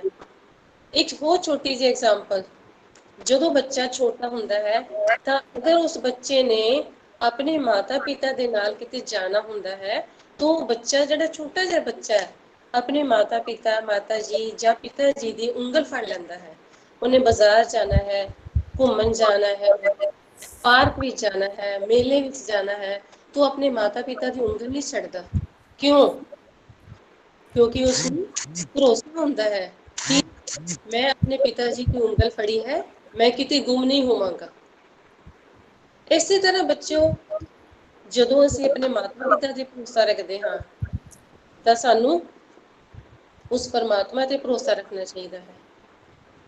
ਅਸੀਂ ਰੋਜ਼ ਅਰਦਾਸ ਕਰਦੇ ਹਾਂ, हे ਪ੍ਰਮਾਤਮਾ ਸਾਨੂੰ ਸਿੱਖਾਂ ਨੂੰ ਸਿੱਖੀ ਦਾਨ, ਕੀਰਤ ਦਾਨ, ਰਹਿਤ ਦਾਨ, ਵਿਵੇਕ ਦਾਨ, ਭਰੋਸਾ ਦਾਨ, ਦਾਨਾ ਸਿਰ ਦਾਨ, ਨਾਮ ਦਾਨ, ਸਾਨੂੰ ਇੰਨੇ ਸਾਰੇ ਦਾਨ ਤੂੰ ਬਖਸ਼। हे ਵਾਹਿਗੁਰੂ ਜੀ, ਅਸੀਂ ਪ੍ਰਮਾਤਮਾ ਤੁਹਾਡੇ ਕੋਲੋਂ ਭਰੋਸਾ ਦਾਨ ਮੰਗਦੇ ਹਾਂ। ਅਸੀਂ ਹਮੇਸ਼ਾ ਤੁਹਾਡੇ ਭਰੋਸੇ ਤੇ ਰਹਿਣਾ ਹੈ। ਬੱਚਿਓ, ਸਾਨੂੰ ਪਤਾ ਹੈ ਜਦੋਂ ਅਸੀਂ ਕੋਈ ਵੀ ਕੰਮ ਕਰਨ ਜਾਂਦੇ ਹਾਂ, ਅਸੀਂ ਕੋਈ ਕਾਰਜ ਕਰਨਾ ਹੈ, ਜਦੋਂ ਤੱਕ ਸਾਡਾ ਉਸ ਵਾਹਿਗੁਰੂ ਤੇ ਭਰੋਸਾ ਨਹੀਂ ਹੋਏਗਾ, ਸਾਡਾ ਕਾਰਜ ਸਹੀ ਤਰੀਕੇ ਨਾਲ ਨਹੀਂ ਹੋਏਗਾ। ਸਾਡਾ ਕਾਰਜ ਸਫਲ ਕਦੋਂ ਹੁੰਦਾ ਹੈ? ਜਦੋਂ ਅਸੀਂ ਉਸ ਵਾਹਿਗੁਰੂ ਤੇ ਭਰੋਸਾ ਕਰਦੇ ਹਾਂ, ਠੀਕ ਹੈ ਨਾ। ਭਾਈ ਵੀਰ ਸਿੰਘ ਜੀ ਨੇ ਵੀ ਕਿਹਾ ਹੈ, ਰਾਮ ਜਨਾ ਰਾਮ ਭਰੋਸਾ, ਨਾਮ ਜਪਤ ਮਿਟਿਓ ਅੰਦੇਸਾ, ਕਿ ਜਦੋਂ ਰਾਮ ਦੇ ਜਨ, ਰਾਮ ਦੇ ਪਰਮਾਤਮਾ ਦੇ ਬੰਦੇ, ਪਰਮਾਤਮਾ ਦੇ ਬਣਾਏ ਇਨਸਾਨ ਪਰਮਾਤਮਾ ਤੇ ਭਰੋਸਾ ਕਰਦੇ ਹਨ ਤਾਂ ਪਰਮਾਤਮਾ ਉਹਨਾਂ ਦੇ ਸਾਰੇ ਕਾਰਜ ਰਾਸ ਕਰਦਾ ਹੈ। ਕਿਉਂ ਨਾ ਅਸੀਂ ਉਸ ਪਰਮਾਤਮਾ ਤੇ ਹਮੇਸ਼ਾ ਭਰੋਸਾ ਰੱਖੀਏ। ਪਰਮਾਤਮਾ ਤੋਂ ਕੋਈ ਵੀ ਕੰਮ ਕਰਨ ਤੋਂ ਪਹਿਲਾਂ ਅਸੀਂ ਪਰਮਾਤਮਾ ਨੂੰ ਯਾਦ ਕਰੀਏ, ਉਸ ਤੋਂ ਦਾਨ ਮੰਗੀਏ। ਕਿਹੜਾ ਦਾਨ ਮੰਗੀਏ? हे ਪਰਮਾਤਮਾ, ਅਸੀਂ ਇਹ ਕੰਮ ਕਰਨ ਲੱਗੇ ਹਾਂ, ਤੇਰੇ ਭਰੋਸੇ ਕਰਨਾ ਹੈ, ਜੋ ਕਰਨਾ ਹੈ ਤੂੰ ਕਰਨਾ ਹੈ ਪਰਮਾਤਮਾ। ਜਦੋਂ ਅਸੀਂ ਇਸ ਫੀਲਿੰਗ ਦੇ ਨਾਲ ਕੋਈ ਵੀ ਕੰਮ ਕਰਾਂਗੇ, ਅਰਦਾਸ ਕਰਕੇ, ਸਾਡਾ ਕੰਮ ਰਾਸ ਹੋਣਾ ਹੀ ਹੋਣਾ ਹੈ। ਬੱਚਿਓ, ਇੰਨੀ ਗੱਲ ਕਰਦੇ ਹੋਏ ਮੈਨੂੰ ਇੱਕ ਸਾਖੀ ਯਾਦ ਆਈ ਹੈ, ਇੱਕ ਸੱਚੀ ਗਾਥਾ ਜੋ ਭਾਈ ਵੀਰ ਸਿੰਘ ਜੀ ਨੇ ਲਿਖੀ ਸੀ ਕਿਸੇ ਟਾਈਮ। ਬੜੀ ਪੁਰਾਣੀ ਗਾਥਾ ਹੈ, ਗੁਰੂ ਅਮਰਦਾਸ ਜੀ ਦੇ ਵਕਤ ਦੀ। ਤੁਹਾਨੂੰ ਪਤਾ ਹੈ, ਗੁਰੂ ਅਮਰਦਾਸ ਜੀ ਨੂੰ ਤੀਜੇ ਗੁਰੂ ਨਾਨਕ ਵੀ ਕਿਹਾ ਜਾਂਦਾ ਹੈ। ਕਿਉਂ? ਕਿਉਂਕਿ ਗੁਰੂ ਅਮਰਦਾਸ ਜੀ ਦੇ ਅੰਦਰ ਜੋ ਗੁਰੂ ਨਾਨਕ ਦੀ ਜੋਤ ਚੱਲੀ ਆ ਰਹੀ ਹੈ, ਗੁਰੂ ਅਮਰਦਾਸ ਜੀ ਦੇ ਅੰਦਰ ਗੁਰੂ ਨਾਨਕ ਦੀ ਜੋਤ ਸੀ। ਨਾਨਕ ਸੱਚੇ ਪਾਤਸ਼ਾਹ ਦੀ, ਤੀਜੇ ਪਾਤਸ਼ਾਹ ਦੀ, ਗੁਰੂ ਅਮਰਦਾਸ ਜੀ। ਬੱਚਿਓ, ਤੁਹਾਨੂੰ ਇਹ ਵੀ ਪਤਾ ਹੋਏਗਾ ਕਿ ਗੁਰੂ ਅਮਰਦਾਸ ਜੀ ਨੇ ਸਮਾਜ ਸੁਧਾਰ ਵਾਸਤੇ ਬਹੁਤ ਸਾਰੇ ਕੰਮ ਕੀਤੇ। ਜਿਵੇਂ ਸਤੀ ਪ੍ਰਥਾ ਨੂੰ ਦੂਰ ਕੀਤਾ। ਸਤੀ ਪ੍ਰਥਾ ਕੀ ਹੁੰਦੀ ਹੈ? ਉਸ ਜ਼ਮਾਨੇ ਵਿੱਚ ਜਦੋਂ ਕੋਈ ਇਸਤਰੀ ਦਾ ਪਤੀ ਮਰ ਜਾਂਦਾ ਸੀ, ਉਸ ਨੂੰ ਜਦੋਂ ਜਲਾਉਣ ਜਾਂਦੇ ਸਨ, ਉਹਦੀ ਚਿਤਾ ਬਣਾਈ ਜਾਂਦੀ ਸੀ, ਤਾਂ ਸਮਾਜ ਵਿੱਚ ਕੀ ਸੀ? ਬਹੁਤ ਬੁਰੀ ਆਦਤ ਸੀ ਕਿ ਉਸ ਪਤੀ ਦੇ ਨਾਲ ਹੀ ਉਸ ਪਤਨੀ ਨੂੰ ਵੀ ਜਿੰਦਾ ਜਲਾਇਆ ਜਾਂਦਾ ਸੀ। ਜਿੰਦਾ ਉਸਨੂੰ ਉਹਦੇ ਨਾਲ ਜਲਾਇਆ ਜਾਂਦਾ ਸੀ। ਉਸ ਨੂੰ ਇਹ ਕਿਹਾ ਜਾਂਦਾ ਸੀ ਕਿ ਤੈਨੂੰ ਜੀਣ ਦਾ ਕੋਈ ਹੱਕ ਨਹੀਂ ਹੈ। ਬੱਚਿਓ, ਕਿੰਨੀ ਭਾਵੁਕ ਇਹ ਗਾਥਾ ਹੈ ਔਰ ਇਹ ਸੱਚੀ ਗਾਥਾ ਹੈ, ਸੱਚੀ ਗੱਲ ਹੈ। ਇਸ ਤੋਂ ਇਲਾਵਾ ਗੁਰੂ ਮਹਾਰਾਜ ਜੀ ਨੇ ਪਰਦਾ ਪ੍ਰਥਾ ਨੂੰ ਦੂਰ ਕੀਤਾ, ਹੋਰ ਕਈ ਬੁਰਾਈਆਂ ਸਮਾਜ ਚੋਂ ਦੂਰ ਕੀਤੀਆਂ, ਲੰਗਰ ਦੀ ਪ੍ਰਥਾ ਚਲਾਈ, ਠੀਕ ਹੈ। ਬੌਲੀ ਸਾਹਿਬ ਦੀ ਰਚਨਾ ਕੀਤੀ, ਬੌਲੀ ਸਾਹਿਬ ਬਣਾਏ, ਜਿੱਥੇ ਅਸੀਂ ਅੰਦਰ ਜਾ ਕੇ ਅੰਮ੍ਰਿਤ ਦੀ ਚੂਲੀ ਲੈਂਦੇ ਹਾਂ। ਸਾਡੀ ਉੱਥੇ 84 ਪੌੜੀਆਂ ਥੱਲੇ ਉਤਰ ਕੇ ਗੋਇੰਦਵਾਲ ਸਾਹਿਬ, ਫਿਰ ਅਸੀਂ ਉੱਥੇ ਅਗਰ ਨਾਮ ਜਪਤੇ ਜਾਂਦੇ ਹਾਂ ਤੇ ਕਹਿੰਦੇ ਹਨ, ਸਿੱਖ ਮੰਨਦੇ ਹਨ ਕਿ ਸਾਡੀ 84 ਕੱਟੀ ਜਾਂਦੀ ਹੈ। ਸੋ ਇਸ ਤਰ੍ਹਾਂ ਗੁਰੂ ਅਮਰਦਾਸ ਜੀ ਨੇ ਇੱਕ ਹੋਰ ਬਹੁਤ ਵੱਡਾ ਕੰਮ ਕੀਤਾ ਸੀ ਸਮਾਜ ਸੁਧਾਰ ਦੇ ਵਾਸਤੇ। ਉਹ ਕੀ ਕੰਮ ਸੀ? ਉਹ ਕੰਮ ਸੀ ਬੱਚਿਓ, ਗੁਰੂ ਜੀ ਨੇ 22 ਮੰਜੀਆਂ ਥਾਪੀਆਂ ਸਨ। ਮੰਜੀ ਦਾ ਮਤਲਬ ਸ਼ਾਇਦ ਤੁਹਾਨੂੰ ਨਾ ਪਤਾ ਹੋਏ। ਅੱਜ ਕੱਲ ਦੇ ਬੱਚੇ ਨੇ, ਅੱਜ ਕੱਲ ਅਸੀਂ ਤਾਂ ਨਹੀਂ ਸਮਝਦੇ, ਬੱਚੇ ਨਹੀਂ ਸਮਝਦੇ ਮੰਜੀ ਕੀ ਹੁੰਦੀ ਹੈ। ਮੰਜੀ ਦਾ ਮਤਲਬ ਉਸ ਵੇਲੇ ਏਦਾਂ ਲਿਆ ਜਾਂਦਾ ਸੀ ਕਿ ਉਹਨਾਂ ਨੂੰ ਜਿੱਦਾਂ ਇੱਕ ਅਹੁਦਾ ਦਿੱਤਾ ਜਾਂਦਾ ਸੀ। ਅਹੁਦਾ ਮਤਲਬ ਡੈਜ਼ਿਗਨੇਸ਼ਨ, ਕਿ ਤੁਸੀਂ ਇਸ ਮੰਜੀ ਤੇ ਬੈਠ ਕੇ ਸਮਾਜ ਦੇ ਸੁਧਾਰਕ ਕੰਮ ਕਰਨੇ ਹਨ। ਭਾਈ ਵੀਰ ਜੀ ਨੇ ਇੱਕ ਵਾਰੀ ਲਿਖਿਆ ਸੀ ਕਿ ਉਸ ਮੰਜੀਆਂ ਦੇ ਵਿੱਚ ਇੱਕ ਮੰਜੀ ਦਾ ਮਾਲਕ ਸੀ, ਜੋ ਉਸ ਮੰਜੀ ਤੇ ਬਹਿੰਦਾ ਸੀ। ਉਹਨਾਂ ਦੇ ਘਰ ਇੱਕ ਗੁਰੂ ਅਮਰਦਾਸ ਜੀ ਦਾ ਸਿੱਖ, ਗੁਰੂ ਜੀ ਨੂੰ ਮੰਨਣ ਵਾਲਾ ਸਿੱਖ, ਉਹਨਾਂ ਦੇ ਘਰ ਚੱਕੀ ਪੀਸਣ ਦਾ ਕੰਮ ਕਰਦਾ ਸੀ, ਸੇਵਕ ਦੇ ਰੂਪ ਵਿੱਚ। ਉਹ ਚੱਕੀ ਪੀਸਦਾ ਸੀ। ਇੱਕ ਦਿਨ ਕੀ ਹੋਇਆ, ਉਹ ਰਸੋਈ ਵਿੱਚ ਚੱਕੀ ਪੀਸ ਰਿਹਾ ਸੀ ਤੇ ਬਾਹਰ ਉਸ ਮੰਜੀ ਦੇ ਉੱਪਰ ਜਿਹੜੇ ਬਹਿੰਦੇ ਸਨ ਬਾਬਾ ਜੀ, ਉਹਨਾਂ ਦਾ ਬੇਟਾ ਤੇ ਉਹਦਾ ਵਜ਼ੀਰ ਦੋਨੋਂ ਬੈਠ ਕੇ ਭੋਜਨ ਛਕ ਰਹੇ ਸਨ। ਤੇ ਚੱਕੀ ਪੀਸਣ ਵਾਲੇ ਦੇ ਕੰਨ ਵਿੱਚ ਉਹਨਾਂ ਦੀ ਗੱਲਾਂ ਦੀਆਂ ਆਵਾਜ਼ਾਂ ਅਚਾਨਕ ਪਈਆਂ। ਇੱਕ ਗੱਲ ਸੁਣ ਕੇ ਉਹ ਚੱਕੀ ਪੀਸਣ ਵਾਲਾ ਸਿੱਖ ਉਤਾਵਲਾ ਹੋ ਗਿਆ, ਉਚਾਟ ਹੋ ਗਿਆ ਉਸਦਾ ਮਨ। ਉਹ ਇੱਕਦਮ ਹੜਪ ਕੇ ਖੜਾ ਹੋ ਗਿਆ। ਕਿਉਂ? ਉਹਦੇ ਕੰਨਾਂ ਵਿੱਚ ਇਹ ਆਵਾਜ਼ ਪਈ ਸੀ ਕਿ ਉਹ ਦੋਨੋਂ ਬੰਦੇ ਰਲ ਕੇ ਗੁਰੂ ਅਮਰਦਾਸ ਜੀ ਦੀ ਬੁਰਾਈ ਕਰਦੇ ਸਨ। ਗੁਰੂ ਅਮਰਦਾਸ ਜੀ ਨੇ ਆਹ ਕੰਮ ਨਹੀਂ ਚੰਗਾ ਕੀਤਾ, ਗੁਰੂ ਅਮਰਦਾਸ ਜੀ ਨੇ ਉਹ ਕੰਮ ਚੰਗਾ ਨਹੀਂ ਕੀਤਾ, ਉਹਨਾਂ ਨੇ ਇਹ ਨਹੀਂ ਚੰਗਾ ਕੀਤਾ। ਉਹ ਤਾਂ ਬਹੁਤ ਪਰੇਸ਼ਾਨ ਹੋ ਗਿਆ, ਉਸਦਾ ਮਨ ਉਚਾਟ ਹੋ ਗਿਆ। ਉਹ ਭੱਜਾ ਬਾਹਰ ਆਇਆ। ਉਸਨੇ ਕਿਹਾ ਕਿ ਜਿਸ ਗੁਰੂ ਨੇ ਤੁਹਾਨੂੰ ਮੰਜੀ ਬਖਸ਼ਿਸ਼ ਕੀਤੀ ਹੈ, ਮੰਜੀ ਦੀ ਬਖਸ਼ਿਸ਼ ਦਿੱਤੀ ਹੈ ਤੁਹਾਨੂੰ, ਤੁਸੀਂ ਉਸੇ ਗੁਰੂ ਦੀ ਬੁਰਾਈ ਕਰਦੇ ਹੋ। ਇਹ ਤੁਸੀਂ ਚੰਗਾ ਕੰਮ ਨਹੀਂ ਕਰਦੇ। ਤਾਂ ਤੁਹਾਨੂੰ ਪਤਾ ਹੈ ਬੱਚਿਓ, ਉਹਨਾਂ ਨੇ ਕਿੱਦਾਂ ਉਸ ਸੇਵਕ ਦੀ ਬੇਇੱਜ਼ਤੀ ਕੀਤੀ, ਉਸਨੂੰ ਬੇਇੱਜ਼ਤ ਕੀਤਾ। ਕੀ ਕਿਹਾ ਉਹਨਾਂ ਨੇ? ਕਹਿੰਦੇ ਨੇ, ਤੂੰ ਕੌਣ ਹੁੰਦਾ ਹੈ ਬੋਲਣ ਵਾਲਾ? ਤੂੰ ਤਾਂ ਸਾਡਾ ਸੇਵਕ ਹੈ, ਤੂੰ ਸਾਡਾ ਨੌਕਰ ਹੈ, ਤੂੰ ਆਪਣਾ ਕੰਮ ਕਰ, ਤੂੰ ਵਿੱਚ ਨਹੀਂ ਬੋਲਣਾ। ਤਾਂ ਫਿਰ ਬੱਚਿਓ ਇਹ ਗੱਲ ਜਦੋਂ ਮੇਰੇ ਮਨ ਚ ਆਈ ਹੈ ਤਾਂ ਮੇਰਾ ਮਨ ਵੀ ਉਚਾਟ ਹੋ ਗਿਆ ਥੋੜਾ ਜਿਹਾ। ਬੱਚਿਓ ਉਸ ਸਿੱਖ ਨੇ ਕਿਹਾ, ਉਹ ਦੇਖੋ ਅੱਬੜ ਵਾਹੇ ਉਸਦੇ ਮਨੋਂ, ਉਸਦੇ ਮੂੰਹ ਚੋਂ, ਜ਼ੁਬਾਨ ਚੋਂ ਇੱਕ ਆਵਾਜ਼ ਆਈ, ਉਹਦੇ ਮੂੰਹ ਚੋਂ, ਮੁਖ ਚੋਂ ਬੋਲ ਨਿਕਲੇ ਕਿ ਤੁਸੀਂ ਤਾਂ ਘਮੰਡ ਨਾਲ ਆਫਰੇ ਪਏ ਹੋ। ਇੰਨੀ ਗੱਲ ਸੁਣਨ ਦੀ ਦੇਰ ਸੀ ਬੱਚਿਓ, ਉਹ ਦੋਨਾਂ ਦੇ ਪੇਟ ਸੱਚਮੁੱਚ ਆਫਰ ਗਏ। ਆਫਰ ਗਏ ਦਾ ਮਤਲਬ ਸਮਝਦੇ ਹੋ? ਫੁੱਲ ਗਿਆ, ਉਹਨਾਂ ਦਾ ਸਰੀਰ ਫੁੱਲ ਗਿਆ। ਉਹਨਾਂ ਨੂੰ ਕਿੰਨੀ ਜਗ੍ਹਾ ਤੇ ਲੈ ਕੇ ਗਏ, ਦਵਾਈਆਂ ਹਕੀਮਾਂ ਨੂੰ ਦਿਖਾਇਆ, ਪਰ ਹਕੀਮਾਂ ਨੇ ਕੀ ਕਿਹਾ, ਇਹਨਾਂ ਦਾ ਇਲਾਜ ਬਹੁਤ ਔਖਾ ਹੈ, ਇਹ ਠੀਕ ਨਹੀਂ ਹੋ ਸਕਦੇ, ਇਹ ਕੁਝ ਦਿਨਾਂ ਦੇ ਮਹਿਮਾਨ ਹਨ। ਬੱਚਿਓ ਦੇਖੋ ਇਹ ਕਿੱਦਾਂ ਹੋਇਆ। ਸਿੱਖ ਤਾਂ ਬਹੁਤ ਪਿਆਰਾ ਸੀ ਸੇਵਕ, ਠੀਕ ਹੈ ਨਾ, ਪਰ ਉਹ ਮਤਲਬ ਉਸ ਗੁਰੂ ਨੂੰ ਮੰਨਣ ਵਾਲਾ ਸੀ, ਰੱਬ ਦਾ ਪਿਆਰਾ ਸੀ, ਰੱਬ ਨੂੰ ਮੰਨਣ ਵਾਲਾ ਸੀ, ਉਹਦੇ ਮੁਖ ਚੋਂ ਜੋ ਨਿਕਲਿਆ ਉਹ ਸੱਚਾ ਹੋ ਗਿਆ। ਕਿਉਂ? ਗੁਰੂ ਤੇ ਭਰੋਸਾ ਸੀ ਉਸਨੂੰ। ਤੇ ਉਹਨਾਂ ਨੇ ਫਿਰ ਸੋਚਿਆ, ਸੰਗਤ ਨੇ ਰਲ ਮਿਲ ਕੇ ਕੀ ਸੋਚਿਆ, ਚਲੋ ਇਹਨਾਂ ਨੂੰ ਅਸੀਂ ਚੁੱਕ ਕੇ ਮੰਜੀ ਤੇ ਬਿਠਾ ਕੇ ਗੁਰੂ ਅਮਰਦਾਸ ਜੀ ਦੇ ਦਰਬਾਰ 'ਚ ਲੈ ਜਾਂਦੇ ਹਾਂ। ਜਦੋਂ ਗੁਰੂ ਅਮਰਦਾਸ ਜੀ ਦੇ ਦਰਬਾਰ ਲੈ ਕੇ ਗਏ, ਗੁਰੂ ਜੀ ਨੇ ਸਾਫ਼ ਇਨਕਾਰ ਕਰ ਦਿੱਤਾ। ਗੁਰੂ ਜੀ ਨੇ ਕਿਹਾ, ਮੈਂ ਕੁਝ ਨਹੀਂ ਕਰ ਸਕਦਾ, ਇਹਨਾਂ ਨੂੰ ਤਾਂ ਉਹ ਸਾਡਾ ਸਿੱਖ ਹੀ ਠੀਕ ਕਰ ਸਕਦਾ ਹੈ, ਤੁਸੀਂ ਉਹਦੇ ਕੋਲ ਲੈ ਕੇ ਜਾਓ, ਉਹਦੇ ਪੈਰੀ ਪਾਓ, ਉਹਨਾਂ ਤੋਂ ਮਾਫੀ ਮੰਗੋ, ਉਹੀ ਤੁਹਾਨੂੰ ਠੀਕ ਕਰਨਗੇ। ਤਾਂ ਪਤਾ ਉਹਨਾਂ ਦੀ ਆਕੜ ਹਾਲੇ ਵੀ ਨਹੀਂ ਗਈ। ਉਹਨਾਂ ਨੇ ਕਿਹਾ ਕਿ ਉਹ ਤਾਂ ਸਾਡਾ ਨੌਕਰ ਹੈ, ਅਸੀਂ ਕਿਉਂ ਉਹਦੇ ਪੈਰੀ ਪਈਏ, ਸਾਨੂੰ ਤੁਸੀਂ ਠੀਕ ਕਰੋ। ਗੁਰੂ ਅਮਰਦਾਸ ਜੀ ਨੇ ਕਿਹਾ, ਨਹੀਂ ਭਾਈ, ਨੌਕਰ ਜ਼ਰੂਰ ਹੈ, ਪਰ ਉਹ ਜਿਉਂ-ਜਿਉਂ ਚੱਕੀ ਪੀਸਦਾ ਹੈ, ਉਹਦਾ ਮਨ ਸਿਮਰਨ ਵਿੱਚ ਜੁੜਿਆ ਰਹਿੰਦਾ ਹੈ। ਉਹ 24 ਘੰਟੇ ਸਿਮਰਨ ਕਰਦਾ ਹੈ, ਉਹ 24 ਘੰਟੇ ਨਾਮ ਜਪਦਾ ਹੈ, ਉਹੀ ਤੁਹਾਨੂੰ ਠੀਕ ਕਰੇਗਾ। ਮਰਦੇ ਕੀ ਨਾ ਕਰਦੇ, ਵਾਪਸ ਆ ਗਏ, ਘਰ ਪਰਤੇ, ਰਸੋਈ ਵਿੱਚ ਗਏ, ਉਸ ਸਿੱਖ ਦੇ ਚਰਨਾਂ ਤੇ ਢਹਿ ਪਏ, ਕਹਿੰਦੇ ਨੇ ਕਿ ਸਾਨੂੰ ਮਾਫ ਕਰ ਦਿਓ, ਅਸੀਂ ਅੱਗੇ ਤੋਂ ਇਹ ਗਲਤੀ ਨਹੀਂ ਕਰਾਂਗੇ। ਗੁਰੂ ਦਾ ਸਿੱਖ ਸੀ ਨਾ, ਮਨ ਪਸੀਜ ਗਿਆ, ਸੋਚਿਆ ਵਾਹਿਗੁਰੂ ਦੇ ਭਰੋਸੇ ਇਹਨਾਂ ਨੂੰ ਮਾਫ ਕਰ ਦੇਣਾ ਹਾਂ। ਜਿੱਦਾਂ ਹੀ ਉਸਨੇ ਉਹਨਾਂ ਨੂੰ ਮਾਫ ਕੀਤਾ, ਉਹ ਦੋਨੋਂ ਦੁਬਾਰਾ ਤੋਂ ਠੀਕ ਹੋ ਗਏ। ਦੇਖੋ ਬੱਚਿਓ, ਭਰੋਸਾ ਕਿੰਨੀ ਵੱਡੀ ਚੀਜ਼ ਹੈ। ਜੇ ਅਸੀਂ ਵੀ ਅੱਜ ਤੋਂ ਉਸ ਵਾਹਿਗੁਰੂ ਤੇ ਭਰੋਸਾ ਕਰਨਾ ਸ਼ੁਰੂ ਕਰ ਦਈਏ ਤਾਂ ਕਿੰਨਾ ਚੰਗਾ ਹੋਏਗਾ। ਅਸੀਂ ਵੀ ਕਿੰਨੇ ਉੱਚੇ ਪਹੁੰਚ ਸਕਦੇ ਹਾਂ। ਅਸੀਂ ਉਹਦੇ ਭਰੋਸੇ ਸੋਚੋ, ਅਸੀਂ ਕਈ ਵਾਰੀ ਏਦਾਂ ਸੋਚਦੇ ਹਾਂ ਕਿ ਅਗਰ ਅਸੀਂ ਅੰਮ੍ਰਿਤ ਵੇਲਾ ਸੰਭਾਲਣਾ ਚਾਹੁੰਦੇ ਹਾਂ, ਪਰ ਅਸੀਂ ਨਹੀਂ ਸੰਭਾਲ ਪਾਉਂਦੇ, ਅਸੀਂ ਤਾਂ ਲੇਟ ਸੁੱਤੇ ਸੀ ਰਾਤੀ, ਅਸੀਂ ਕੀ ਕਰੀਏ, ਸਾਨੂੰ ਤਾਂ ਜਾਗ ਨਹੀਂ ਆਈ, ਅਸੀਂ ਕੀ ਕਰੀਏ, ਸਾਡੇ ਤੋਂ ਉੱਠਿਆ ਨਹੀਂ ਗਿਆ, ਸਾਡੀ ਨੀਂਦ ਨਹੀਂ ਪੂਰੀ ਹੋਈ। ਬੱਚਿਓ ਮੇਰਾ ਮੰਨਣਾ ਹੈ, ਮੇਰੇ ਨਾਲ ਹੋ ਚੁੱਕਾ ਹੈ, ਮੈਂ ਨਹੀਂ ਸੀ ਅੰਮ੍ਰਿਤ ਵੇਲਾ ਸੰਭਾਲਦੀ, ਕਿਸੇ ਵੇਲੇ ਸੰਭਾਲ ਲੈਣਾ, ਕਿਸੇ ਵੇਲੇ ਭੁੱਲ ਜਾਣਾ।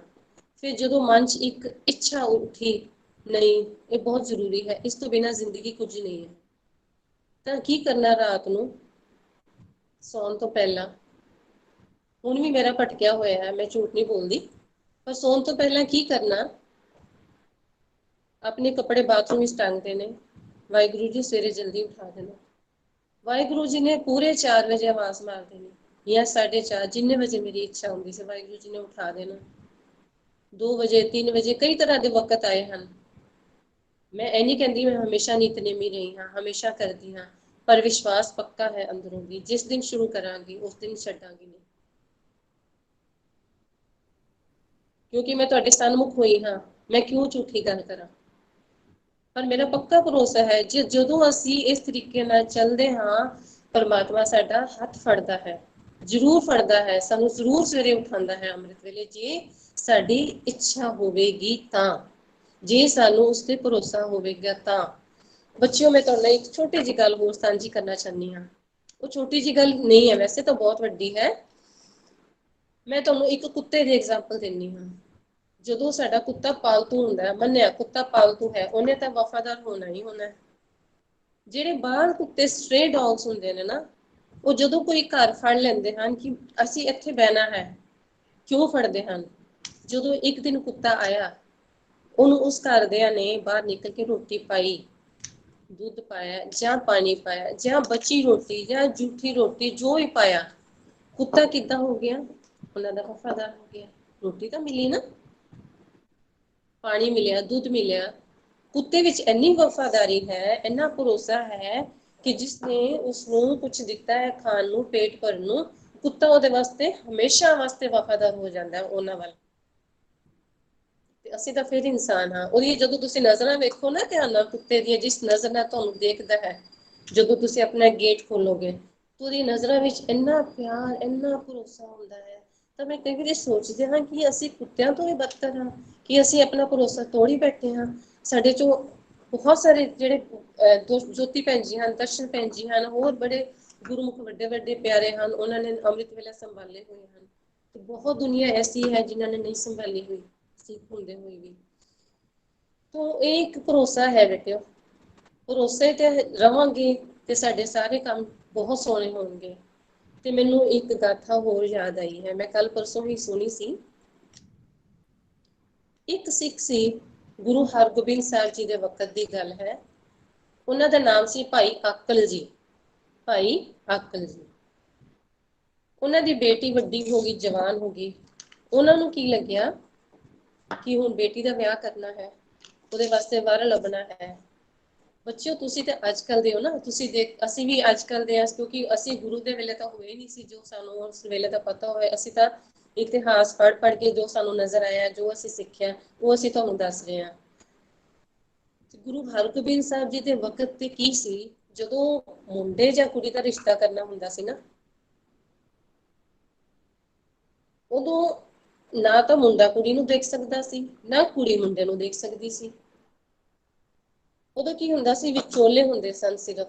ਜਦੋਂ ਕੁੜੀ ਦੇ ਘਰਦਿਆਂ ਨੇ ਵਿਚੋਲੇ ਨੂੰ ਕਹਿ ਦੇਣਾ ਕਿ ਸਾਨੂੰ ਮੁੰਡਾ ਲੱਭ ਕੇ ਦਿਓ, ਤੇ ਉਸ ਵਿਚੋਲੇ ਨੇ ਮੁੰਡੇ ਵਾਲਿਆਂ ਦੇ ਘਰ ਜਾ ਕੇ ਕੁੜੀ ਦੇ ਬਾਰੇ ਸਾਰਾ ਦੱਸਣਾ, ਫਿਰ ਮੁੰਡੇ ਵਾਲਿਆਂ ਦੇ ਬਾਰੇ ਕੁੜੀ ਵਾਲਿਆਂ ਨੂੰ ਪੂਰਾ ਦੱਸਣਾ, ਤਾਂ ਕਿ ਫਿਰ ਆ ਕੇ ਉਹਨਾਂ ਨੂੰ ਕਹਿ ਦੇਣਾ ਕਿ ਤੁਹਾਡਾ ਰਿਸ਼ਤਾ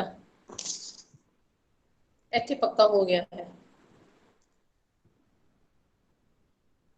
ਠੀਕ ਹੈ। ਤਾਂ ਭਾਈ ਆਕਲ ਦੀ ਕੁੜੀ ਜਦੋਂ ਜਵਾਨ ਹੋਈ ਤਾਂ ਭਾਈ ਸਾਹਿਬ ਨੇ ਵਿਚੋਲੇ ਨੂੰ ਕਿਹਾ ਕਿ ਮੇਰੀ ਕੁੜੀ ਦਾ ਰਿਸ਼ਤਾ ਕਰਨਾ ਹੈ। ਵਿਚੋਲਾ ਗਿਆ, ਮੁੰਡਾ ਲੱਭਿਆ, ਮੁੰਡੇ ਦੇ ਬਾਰੇ ਸਾਰੀ ਇਨਫੋਰਮੇਸ਼ਨ ਲੈ ਲਈ ਤੇ ਆ ਕੇ ਕਹਿੰਦਾ ਹੈ ਜੀ ਮੁੰਡਾ ਤਾਂ ਬਹੁਤ ਸੋਹਣਾ ਹੈ, ਸੋਹਣਾ ਸੁਨੱਖਾ ਹੈ, ਚੰਗਾ ਕਮਾਉਂਦਾ ਵੀ ਹੈ, ਚੰਗਾ ਉਹਦਾ ਕਾਰੋਬਾਰ ਹੈ, ਤੇ ਤੁਸੀਂ ਆਪਣੀ ਕੁੜੀ ਦੇ ਰਿਸ਼ਤੇ ਵਾਸਤੇ ਤਿਆਰ ਹੋ ਜਾਓ ਤੇ 4 ਦਿਨ ਬਾਅਦ ਤੁਹਾਡੇ ਘਰ ਬਰਾਤ ਆ ਜਾਵੇਗੀ ਤੇ ਤੁਸੀਂ ਆਪਣੀ ਕੁੜੀ ਨੂੰ ਤੋਰ ਦੇਣਾ। ਠੀਕ ਹੈ। ਘਰ ਦੇ ਰਾਜ਼ੀ ਹੋ ਗਏ, ਪਰ ਘਰਦਿਆਂ ਨੇ ਇੱਕ ਗੱਲ ਨਾ ਸੋਚੀ। ਜਦੋਂ ਕਾਰੋਬਾਰ ਦਾ ਤਾਂ ਪਤਾ ਲੱਗ ਗਿਆ, ਉਹਨਾਂ ਦੀ ਜਿਹੜੀ ਬੇਟੀ ਸੀ, ਬੇਟੀ ਨਿਤਨੇਮੀ ਸੀ, ਗੁਰੂ ਹਰਗੋਬਿੰਦ ਸਾਹਿਬ ਜੀ ਦੀ ਬੱਚੀ, ਉਹਨਾਂ ਨੂੰ ਮੰਨਣ ਵਾਲੀ, ਉਹਨਾਂ ਤੇ ਭਰੋਸਾ ਕਰਨ ਵਾਲੀ, ਗੁਰੂ ਹਰਗੋਬਿੰਦ ਸਾਹਿਬ ਜੀ ਦੇ ਕਹਿਣ ਤੇ ਨਿਤਨੇਮ ਸੰਭਾਲਣ ਵਾਲੀ, ਗੁਰੂ ਹਰਗੋਬਿੰਦ ਸਾਹਿਬ ਜੀ ਨੇ ਉਹਦੀ ਬਾਹ ਫੜ ਕੇ ਸਵੇਰੇ ਉਹਨੂੰ ਅੰਮ੍ਰਿਤ ਵੇਲੇ ਉਠਾਉਣਾ, ਨਿਤਨੇਮ ਕਰਵਾਉਣਾ। ਤਾਂ ਬੱਚਿਓ ਕੀ ਹੈ, ਜਦੋਂ ਬਰਾਤ ਆਈ ਉਸ ਵੇਲੇ ਉਸ ਭਾਈ ਆਕਲ ਨੂੰ ਤੇ ਉਹਨਾਂ ਦੀ ਪਤਨੀ ਨੂੰ ਉਸ ਵੇਲੇ ਪਤਾ ਲੱਗਿਆ ਕਿ ਮੁੰਡਾ ਤਾਂ ਨਿਤਨੇਮੀ ਬਿਲਕੁਲ ਵੀ ਨਹੀਂ ਹੈ, ਉਹ ਤਾਂ ਮੜੀਆਂ ਮਸਾਣਾ ਵਿੱਚ ਜਾਣ ਵਾਲਾ ਹੈ। ਇਹ ਸੁਣ ਕੇ ਉਹਨਾਂ ਦੇ ਪੈਰਾਂ ਥੱਲੋਂ ਜ਼ਮੀਨ ਖਿਸਕ ਗਈ, ਘਾਬਰ ਗਏ ਸਾਰੇ। ਜਦੋਂ ਕੁੜੀ ਨੂੰ ਪਤਾ ਲੱਗਿਆ, ਕੁੜੀ ਪਹਿਲਾਂ ਤਾਂ ਘਬਰਾਈ, ਰੋਈ ਕਿ ਮੈਂ ਕੀ ਕਰਾਂਗੀ ਇਸ ਘਰ ਜਾ ਕੇ, ਪਰ ਫਿਰ ਉਸਨੂੰ ਆਪਣੇ ਗੁਰੂ ਹਰਗੋਬਿੰਦ ਸਾਹਿਬ ਜੀ ਦਾ ਸਾਹਮਣੇ ਉਹਨੇ ਦੇਖਿਆ ਕਿ ਗੁਰੂ ਹਰਗੋਬਿੰਦ ਸਾਹਿਬ ਜੀ ਮੇਰੇ ਨਾਲ ਹਨ। ਉਹਨੇ ਪੂਰਾ ਭਰੋਸਾ ਕੀਤਾ, ਉਹਨੇ ਅਰਦਾਸ ਕੀਤੀ ਉਸੇ ਟਾਈਮ ਕਿ ਗੁਰੂ ਜੀ ਮੈਨੂੰ ਬਚਾ ਲਓ, ਮੈਂ ਵਿਆਹ ਤਾਂ ਕਰਵਾਉਣਾ ਹੈ, ਹੁਣ ਮੇਰਾ ਪਤੀ ਬਣਨ ਵਾਲਾ ਹੈ, ਪਰ ਮੈਂ ਉਹ ਨਹੀਂ ਸਹਾਰ ਸਕਾਂਗੀ ਜੋ ਉਸ ਘਰ ਵਿੱਚ ਹੁੰਦਾ ਹੈ। ਤਾਂ ਭਾਈ ਵੀਰ ਸਿੰਘ ਜੀ ਨੇ ਵੀ ਤਾਂ ਇੱਕ ਵਾਰੀ, ਭਾਈ ਨੰਦ ਲਾਲ ਜੀ ਨੇ ਵੀ ਇੱਕ ਵਾਰੀ ਕਿਹਾ ਸੀ, ਕਦੇ ਕਿਸੇ ਸ਼ਰਾਬੀ ਦੇ ਘਰ ਕੁੜੀ ਨਾ ਦਿਓ, ਚਾਹੇ ਸ਼ਰਾਬੀ ਦੀ ਕੁੜੀ ਆਪਣੇ ਘਰ ਲੈ ਆਓ, ਪਰ ਸ਼ਰਾਬ ਪੀਣ ਵਾਲੇ ਦੇ ਘਰ ਕਦੀ ਕੁੜੀ ਨਾ ਦਿਓ। ਕਿਉਂ? ਉਹਨਾਂ ਨੇ ਕਿਹਾ ਕਿ ਜੇ ਅਸੀਂ ਇੱਕ ਸ਼ਰਾਬੀ ਦੀ ਕੁੜੀ ਨੂੰ ਕਿਸੇ ਘਰ ਵਿਆਹੁੰਦੇ ਹਾਂ, ਜਿਸ ਘਰ ਉਹ ਜਾ ਰਹੀ ਹੈ ਉੱਥੇ ਸ਼ਰਾਬ ਦਾ ਨਾਮੋ ਨਿਸ਼ਾਨ ਨਹੀਂ ਹੈ, ਪਰ ਕੀ ਹੋਏਗਾ, ਉੱਥੇ ਜਾ ਕੇ ਕੁੜੀ ਨੂੰ ਸੁਧਾਰ ਲੈਣਗੇ, ਉਹ ਕੁੜੀ ਨੂੰ ਸੁਧਾਰਨਾ ਮਤਲਬ ਹੈ ਕਿ ਕੁੜੀ ਉਹਨਾਂ ਦੇ ਅਸੂਲਾਂ ਤੇ ਢਲ ਜਾਏਗੀ। ਪਰ ਜੇ ਅਸੀਂ ਕਿਸੇ ਸ਼ਰਾਬੀ ਦੇ ਘਰ ਕੁੜੀ ਨੂੰ ਵਿਆਵਾਂਗੇ, ਉੱਥੇ ਕੁੜੀ ਨੂੰ ਪੈਗ ਬਣਾ ਕੇ ਦੇਣੇ ਪੈਣਗੇ ਜਾਂ ਏਦਾਂ ਦੇ ਕੰਮ ਕਰਨੇ ਪੈਣਗੇ, ਨੌਨ ਵੈਜ ਬਣਾਉਣਾ ਪਏਗਾ। ਕੁੜੀ ਤੇ ਕੀ ਬੀਤੇਗੀ, ਉਹ ਤੇ ਜ਼ਿੰਦੇ ਹੀ ਮਰ ਜਾਏਗੀ। ਇਸ ਕਰਕੇ ਉਹਨਾਂ ਨੂੰ ਇਹ ਲੱਗਿਆ ਕਿ ਕੁੜੀ ਇਹੋ ਜਿਹੇ ਘਰ ਜਾਏਗੀ ਜਿੱਥੇ ਕਿ ਮੜੀਆਂ ਮਸਾਨਾਂ ਤੇ ਜਾਂਦੇ ਨੇ, ਮੱਥੇ ਟੇਕਦੇ ਨੇ, ਕਦੀ ਗੁਰਦੁਆਰੇ ਨਹੀਂ ਗਏ, ਕਦੀ ਉਹਨਾਂ ਨੇ ਨਿਤਨੇਮ ਨਹੀਂ ਕੀਤਾ, ਕਦੀ ਪਾਠ ਨਹੀਂ ਕੀਤਾ, ਤੇ ਸਾਡੀ ਕੁੜੀ ਦਾ ਕੀ ਬਣੇਗਾ। ਪਰ ਦੇਖੋ ਕੁੜੀ ਦਾ ਭਰੋਸਾ, ਬੇਟੀ ਦਾ ਭਰੋਸਾ ਦੇਖੋ ਬੱਚਿਓ। ਬੇਟੀ ਨੇ ਆਪਣੇ ਮਾਤਾ ਪਿਤਾ ਨੂੰ ਤਸੱਲੀ ਦਿੱਤੀ ਕਿ ਪਿਤਾ ਜੀ ਤੁਸੀਂ ਘਬਰਾਓ ਨਾ, ਸਭ ਠੀਕ ਹੋ ਜਾਏਗਾ। ਉਹਨੇ ਮਨ ਹੀ ਮਨ ਵਿੱਚ ਗੁਰੂ ਹਰਗੋਬਿੰਦ ਸਾਹਿਬ ਜੀ ਨੂੰ ਅਰਦਾਸ ਕੀਤੀ, ਮੈਨੂੰ ਬਚਾ ਲਓ। ਗੁਰੂ ਹਰਗੋਬਿੰਦ ਸਾਹਿਬ ਜੀ ਉਧਰ ਆਪਣੀ ਜਗ੍ਹਾ ਚਿੰਤਿਤ ਹੋ ਗਏ ਕਿ ਮੈਂ ਆਪਣੀ ਬੱਚੀ ਨੂੰ ਬਚਾਉਣਾ ਹੈ, ਆਪਣੀ ਬੱਚੀ ਨੂੰ ਉਹਨਾਂ ਚੀਜ਼ਾਂ ਵਿੱਚ ਨਹੀਂ ਪੈਣ ਦੇਣਾ ਹੈ। ਉਹਨਾਂ ਨੇ ਆਪਣੇ ਸਿੱਖਾਂ ਨੂੰ ਕੀ ਆਦੇਸ਼ ਦਿੱਤਾ। ਉਹਨਾਂ ਨੂੰ ਪਤਾ ਸੀ ਕਿ ਕਿਧਰੋਂ ਡੋਲੀ ਨਿਕਲਣੀ ਹੈ, ਬਰਾਤ ਆਈ ਹੈ, ਇਸ ਰਸਤੇ ਕਿਸ ਰਸਤੇ ਡੋਲੀ ਦੇ ਨੇ ਵਾਪਸ ਜਾਣਾ ਹੈ ਔਰ ਕੁੜੀ ਨੇ ਮੁੰਡੇ ਵਾਲਿਆਂ ਦੇ ਘਰ ਪਹੁੰਚਣਾ ਹੈ।